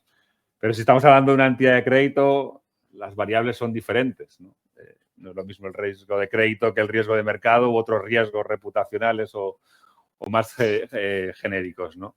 En las operaciones de una entidad de crédito, quizá la lógica del inversor la llevamos más cuando vemos que hay una relación potencial con el riesgo de mercado, ¿no? ¿Por qué? Pues porque puede tener esa afección más en el largo plazo, ¿no? También miramos antes los productos, ¿no? Necesitamos ver cuál es la relación, incluso cuando es un inversor no siempre las relaciones son de equity, sino también de deuda, ¿no? Entonces, ahí es donde tratamos de identificar ¿para qué? Para facilitar cuáles los elementos clave, ¿no? Porque al final, en la foto final no consiste en ver si si esto puede tener una afección en el valor de la empresa de más menos 3%, más menos 1%, ¿no? Que es relevante, aunque dada la falta de información y a veces de praxis a la hora de aplicación, tenemos muchas hipótesis encima de la mesa que hay que asumir, ¿no? Pero es sobre todo que nos permite identificar qué es lo más relevante, ¿no? Al final, si yo tengo un tipo de operación muy vinculada a infraestructuras y sé claramente que hay 3 elementos que son los que pueden afectar al valor, el resto de acciones positivas en términos de capital natural son muy bienvenidas, pero esas 3 son algo más que bienvenidas. Son claves para que esa actividad siga existiendo, tanto para los efectos negativos como para los efectos positivos que puede llegar a tener.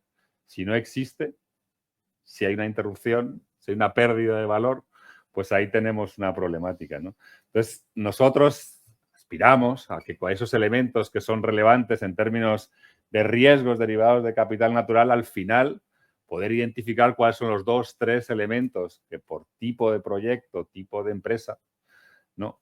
Son los que hay que vigilar, ¿no? Y en la parte de inversores, buscar ese engagement o favorecer ese engagement, hacer posible medidas colectivas porque es más eficiente, más útil, pero si es una entidad de crédito, pues que pueda monitorizar, sobre todo en el momento de onboarding, que es donde más puede desarrollar. Espero que esté de acuerdo cuando la intervención de Cajamar planteen su enfoque.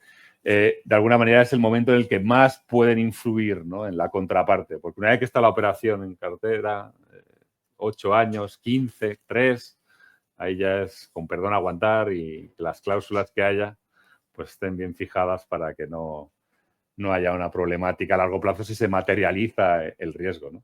Esto de la materialización de los riesgos es súper interesante, además, cuando hablamos de riesgos relacionados con la naturaleza, porque una parte importante de estos riesgos climático-naturales gran parte de ellos son físicos, pero sí que es cierto que el peso de los riesgos transicionales es muy alto y el de los riesgos reputacionales.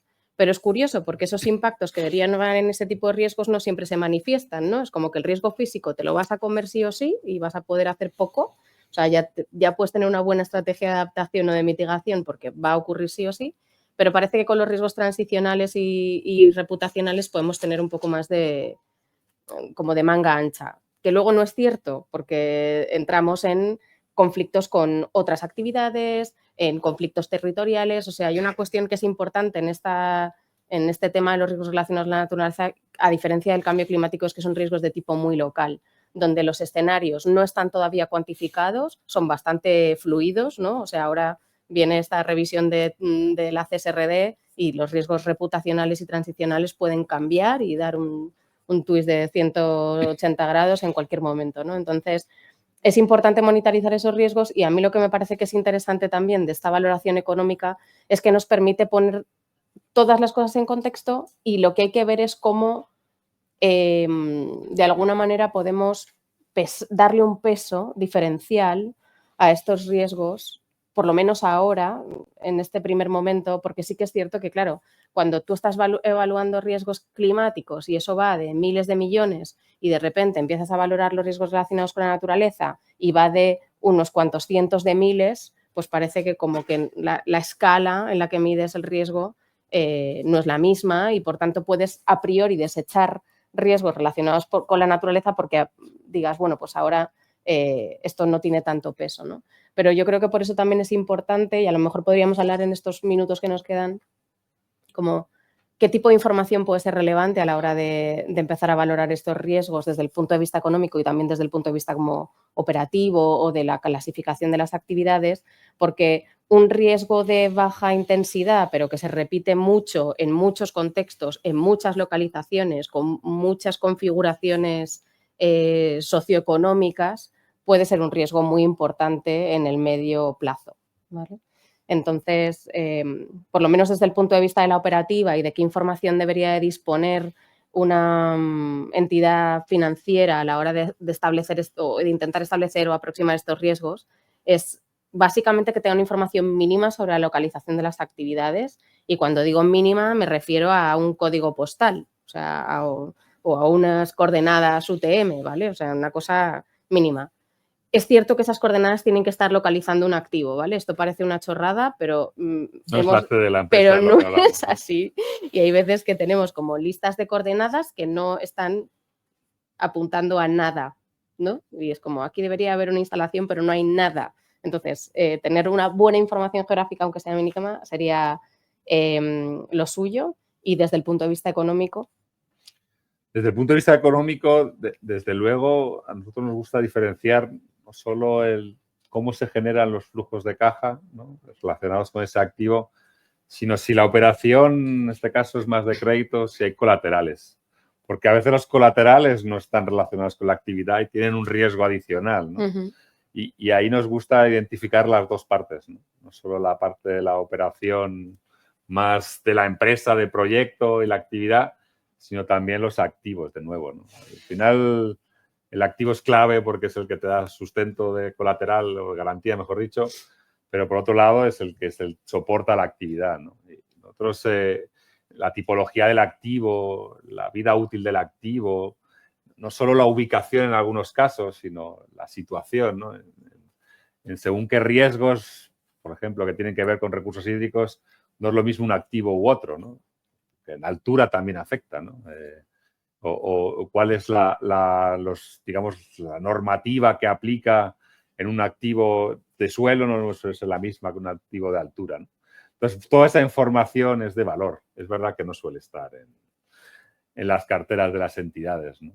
Pero claro, ahí primero tienes que identificar cuál es la posible afección, el riesgo, ¿no? Pues si te va a afectar más, como decía, más necesidades de CAPEX, pues bueno, tendrás que pedir un tipo de información que si tienes que ver otro tipo de información que a lo mejor es, bueno, una afección solo, entre comillas, de posibles multas e interrupción de la capacidad de operar, ¿no? Que ya estamos hablando de otro tipo de información, ¿no? Pero bueno, la verdad que uno de los problemas en estos casos es que no tenemos esta métrica ni tenemos un patrón común por tipo de sector, por tipo de actividad, y yo creo que es una línea que se va tratando de homogenizar, algún tipo de métrica sintética que aglutine unos y otros, ¿verdad? Que supone tomar hipótesis y ponderar más unas u otras, pero de alguna manera sería un espaldarazo el que alguien consiguiera sistematizar una métrica como la tenemos en emisiones, ¿no? Con el carbono y el carbono equivalente, para poderla vincular a activos, ¿no? Es un trabajo a hacer, yo creo, y eso nos va a mantener todavía en un puesto de que, bueno, que hay que hacer proyectos muy ad hoc y buscando, sobre todo, cuáles son los más relevantes para concentrarnos en ello, ¿no? Cualquier duda o comentario, me imagino que luego lo hacemos. Y con esto yo creo que veáis un poco la parte práctica de cómo entendemos nosotros la existencia de estos estándares, cómo desde luego con conocimientos de ecología hay que trabajar, entendemos también, y desde luego desde AFI no iba a ser menos, que hay que trabajar también desde una lógica financiera siempre para poder ayudar a discriminar o al menos priorizar, ¿no? Entonces, bueno, muchas gracias. gracias. Yo creo que...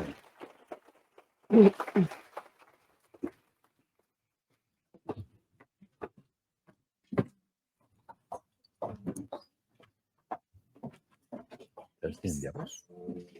¿Tienen diapos? No, pero dejamos las cabezas. Oh.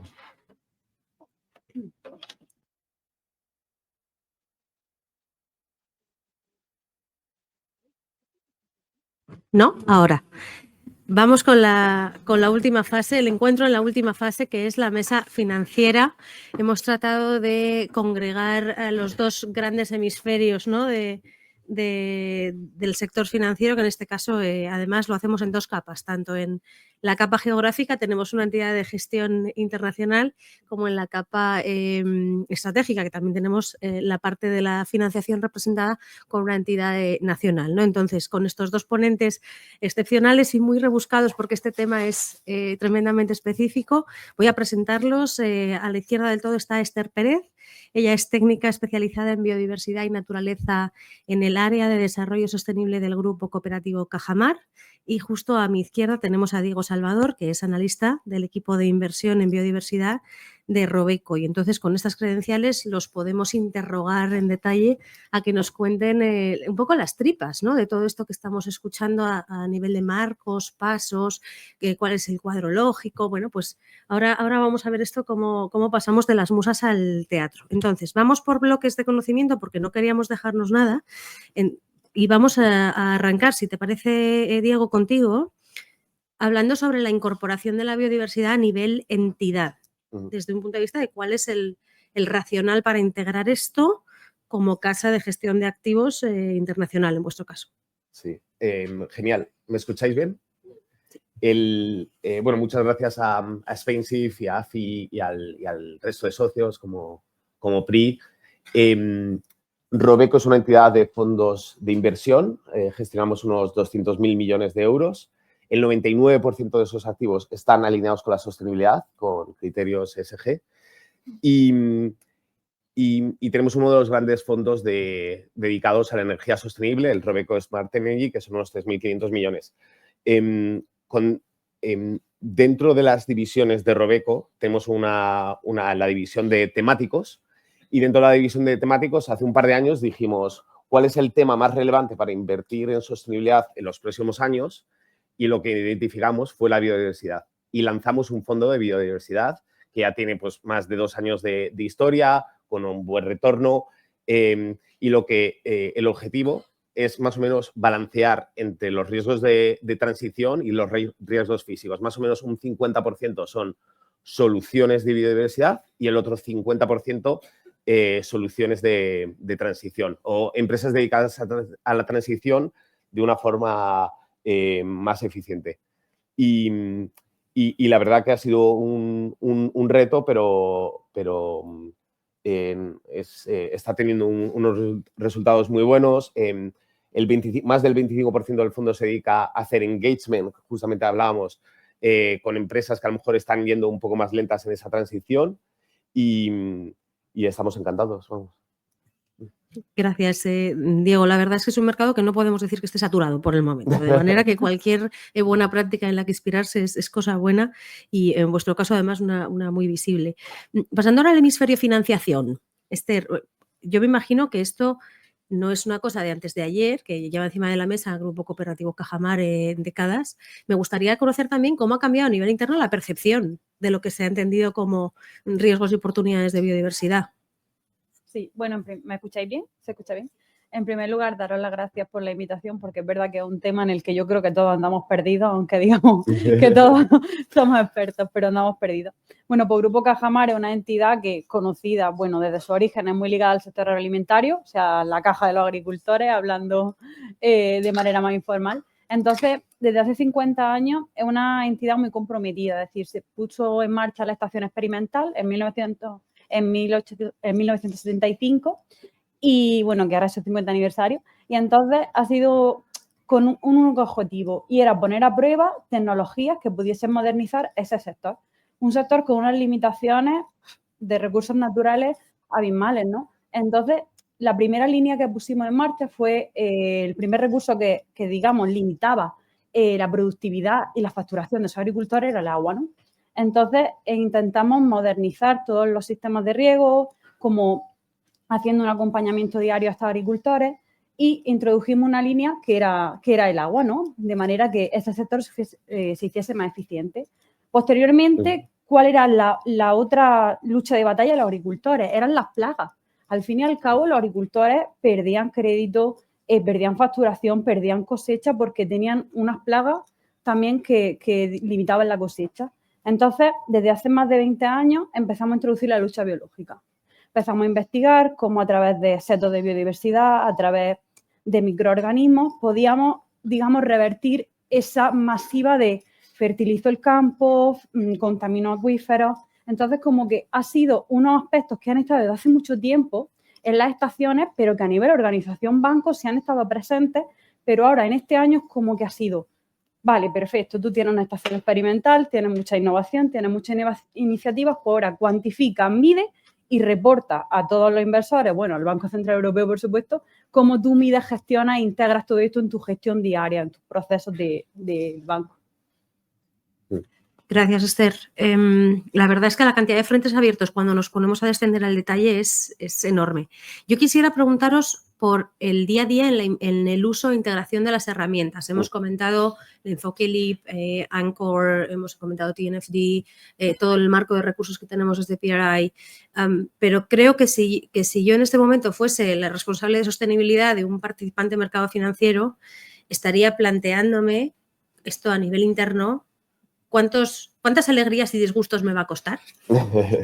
¿Dónde se me va a quedar atascado o no? ¿De cuánta colaboración interdepartamental necesito? ¿Necesito apoyo externo? Entonces, vuelvo con Diego. En vuestro caso, en el uso de herramientas como TNFD, ¿nos puedes contar un poco de las tripas del proceso, avances, cómo internamente esto se... TNFD o similares en vuestro caso? Sí, utilizamos varias herramientas. La primera que utilizamos a nivel entidad es lanzamos un marco con los ODS, o sea, con los Objetivos de Desarrollo Sostenible, ligando los retornos o actividades de cada empresa que tenemos en el universo de inversión, pues que son todas las empresas europeas y americanas y asiáticas en los principales índices, y las ligábamos a esos ODS. Cualquier efecto negativo sobre un objetivo de desarrollo sostenible excluiría esa empresa de nuestro marco de inversión sostenible. Luego, aparte, excluimos en los fondos de impacto, en los artículo 9, excluimos cualquier inversión os podéis imaginar, en defensa, en petróleo, en tabaco, etcétera, en actividades ilícitas. Y lo que hacemos es... esos fondos pues están ligados a sostenibilidad. Específicamente para biodiversidad utilizamos el marco TNFD. Lo que hacemos es, en ese 50% del fondo de transición, lo ligamos a las grandes 5 causas de pérdida de biodiversidad. Ya puede ser uso de tierra a cambio climático o contaminación. Y en las empresas de soluciones de biodiversidad, pues un porcentaje grande, dependiendo de qué actividad, tiene que estar dedicado a doblar, lo que llamamos es doblar la curva, por la curva de pérdida de biodiversidad, pues a doblarla y poder recuperar los ecosistemas en cada zona. Así que lo incorporamos de varias formas, desde el punto de vista de exclusión, pero también en el ponderaje dentro de las carteras para que esté más ligado a una exposición pura a esas tendencias. Hablamos de mercados sobre todo cotizados, entiendo. Sí. Fenomenal, gracias, Diego. Voy con Esther y siguiendo con la estela de herramientas. Creo que no soy la única en la sala que se ha llevado una sorpresa, no sé si en positivo, cuando Tom nos ha dicho que España era el segundo país en adopción del TNFD, ¿verdad? Yo, claro, la verdad es que trabajando en el tercer sector me acompaña el escepticismo y el sentido crítico, y entonces he pensado, pues ¿cómo andamos? ¿No? Porque yo no sé por qué tenía la sensación de que fuera, tal vez había en algunos países donde siempre a lo mejor la narrativa de cambio climático había calado antes, etcétera. Yo tenía esta sensación de que en biodiversidad iba a suceder lo mismo, que íbamos a tener un gap. Parece ser que no.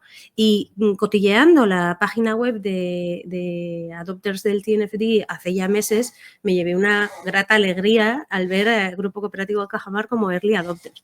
Entonces, teniendo en cuenta la actividad muy única del grupo, el tamaño único también en esta especie, Esther, cuéntanos cómo es a este nivel de este tipo de entidad emprender la aventura de ser early adopter de TNFD en España.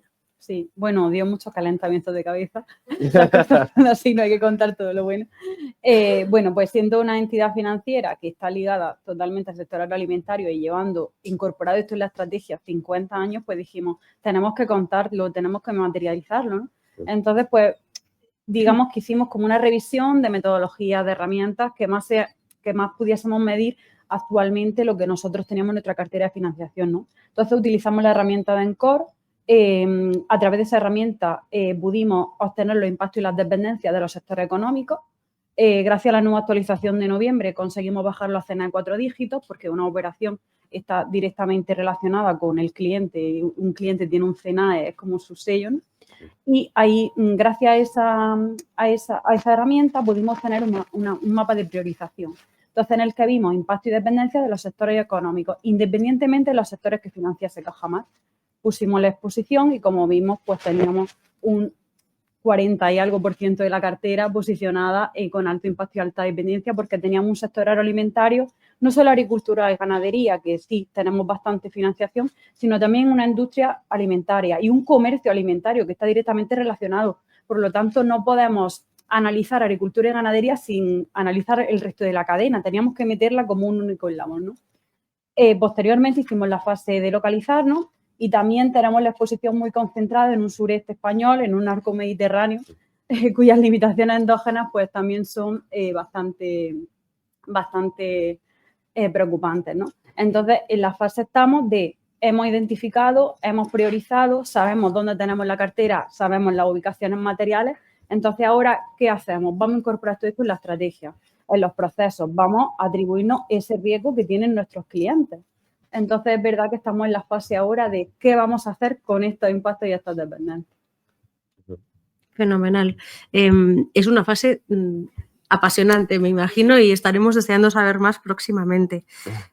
Nosotros, como parte de los estudios que hacemos anualmente de mercado de inversión sostenible en España, preguntamos qué estrategias se aplican y luego preguntamos si existen políticas o algunos documentos que recojan eso, si está sistematizado internamente. Entonces, me pregunto, volviendo a Diego, en el caso Robeco, si esto lo tenéis integrado de alguna manera vía documento formal, política que vertebre, pues no sé, incluso elementos vinculantes que haya que seguir en biodiversidad, y en el caso de Esther, si lo tenéis integrado en los marcos de financiación también de manera sistemática. Diego. Sí, muchas gracias, Andrea. Sí lo tenemos. Aparte de que somos miembros del PRI y de Spring, también utilizamos la herramienta OnCore, o sea, tenemos mapeados la geolocalización de los activos en los que estamos invertidos, sobre todo para riesgos de sequía, pero para también otros impactos medioambientales.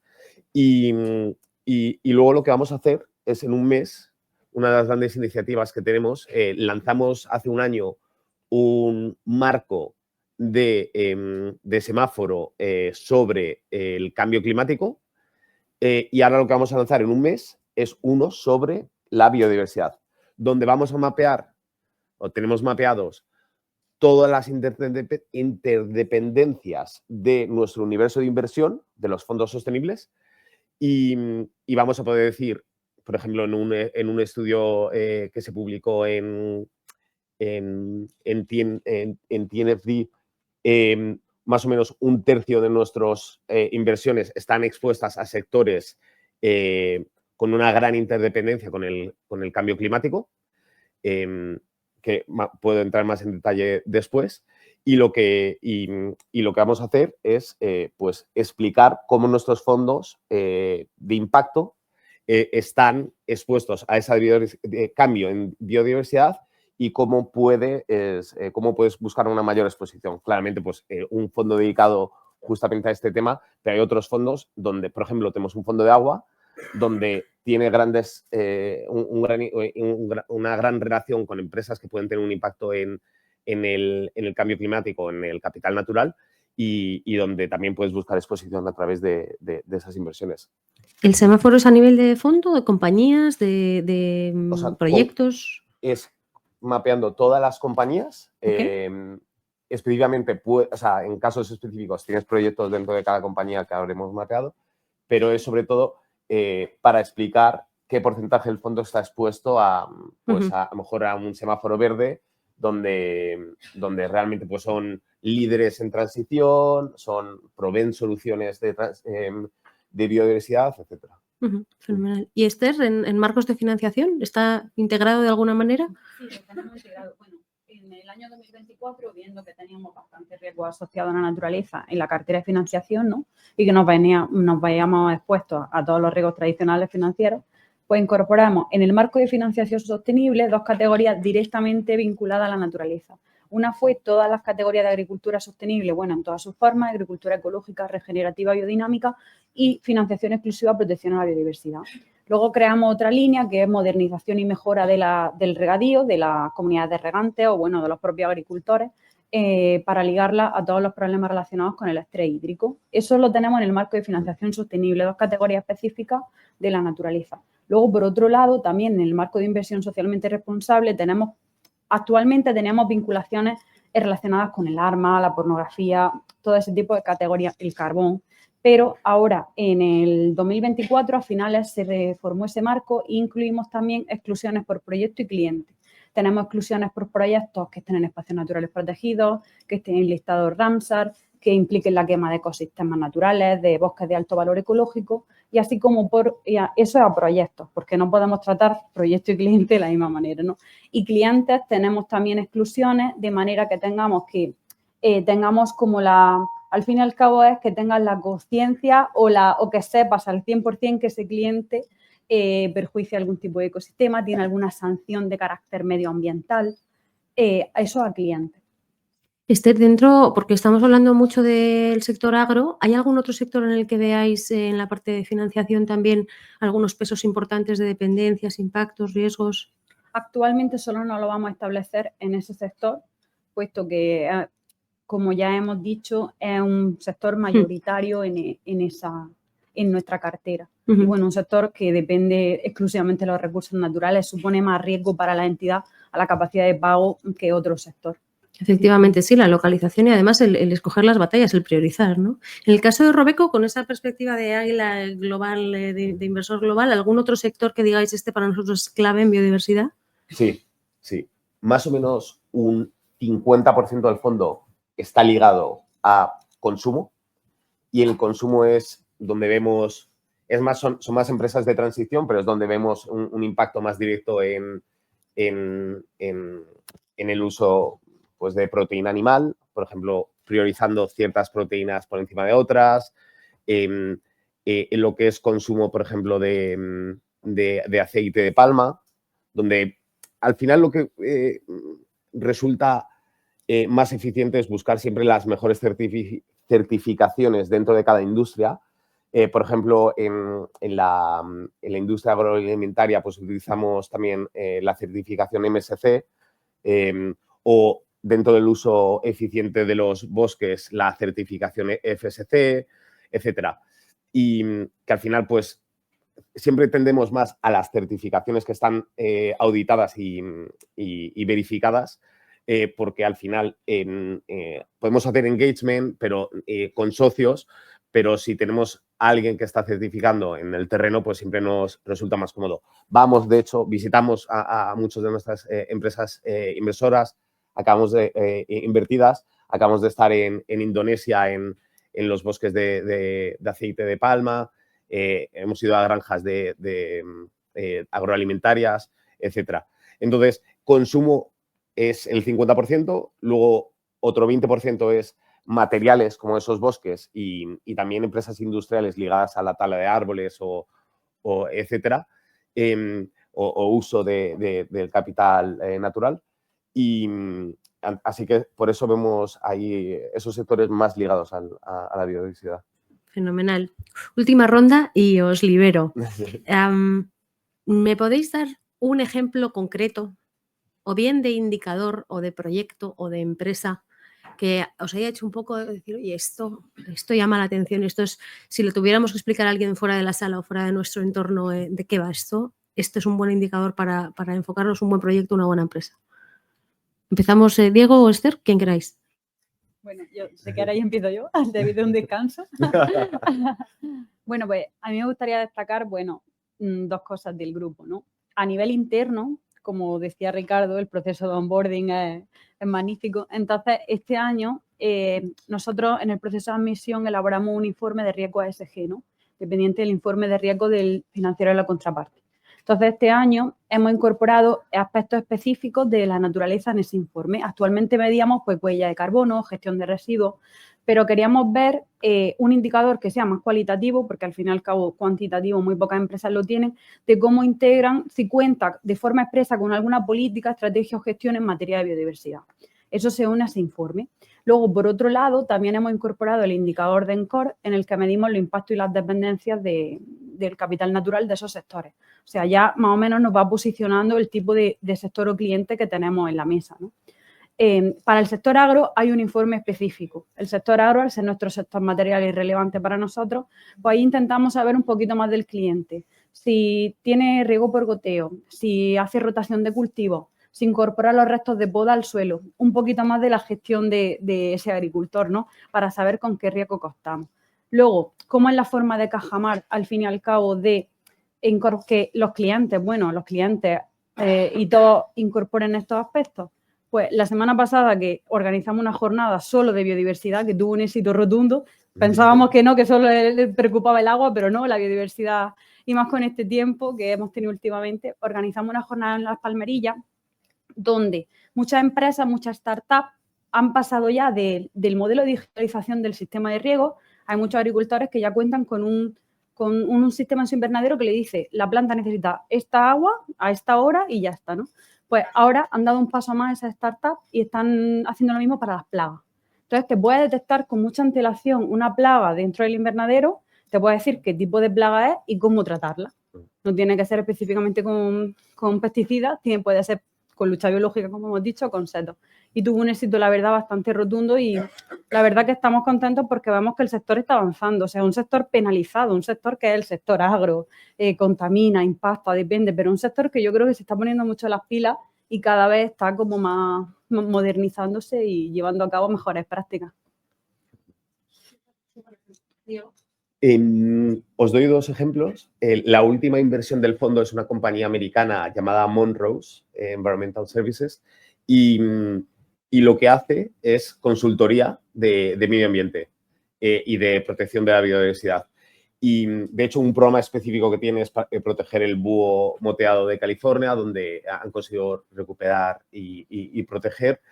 Y además tiene una solución, es una empresa que invierte mucho en tecnología y tiene una solución para el PFAS, que son los químicos que duran miles de años y justamente es el socio principal tecnológico de una empresa que hemos mencionado antes, 3M. Y bueno, son soluciones que a lo mejor, dependiendo de la geografía, ahora mismo no se está priorizando desde la parte pública, pero siguen viendo mucho interés desde la parte privada.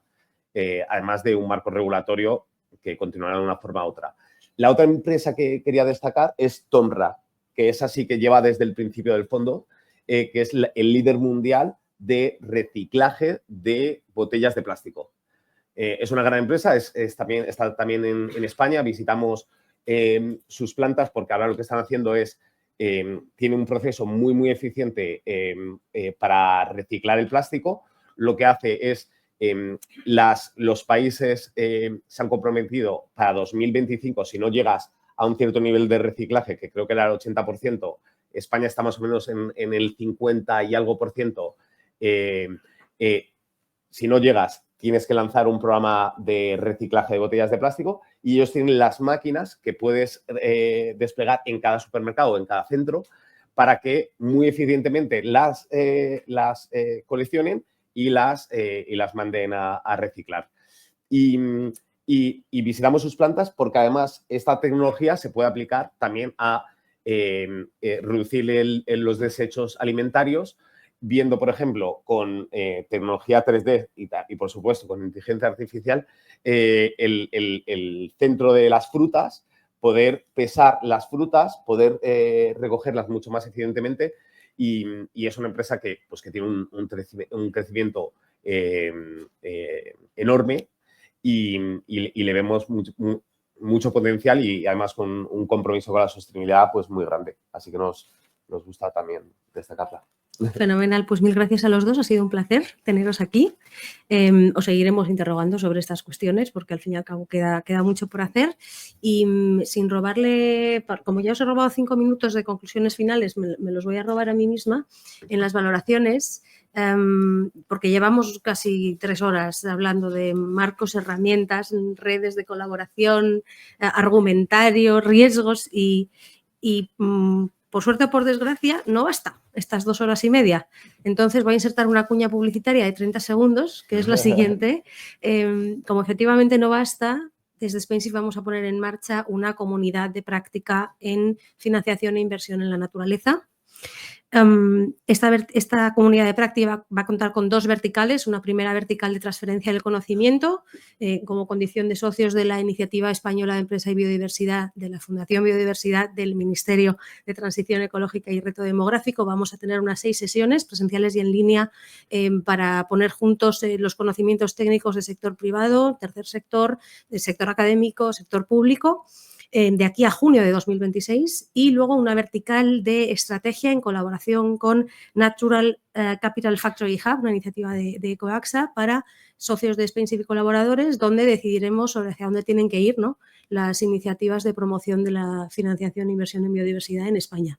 Y con esto, dar las gracias muchas a todos los participantes. Creo que ha sido una mañana muy aprovechada y que nos vamos todos con notas de qué más queremos leer, qué más queremos ver. Gracias por la asistencia hoy, que además siendo lunes somos conscientes de lo delicado que es y esto es un full house en toda regla. Gracias, Claudia, gracias, Antonio, y nos vemos en las próximas.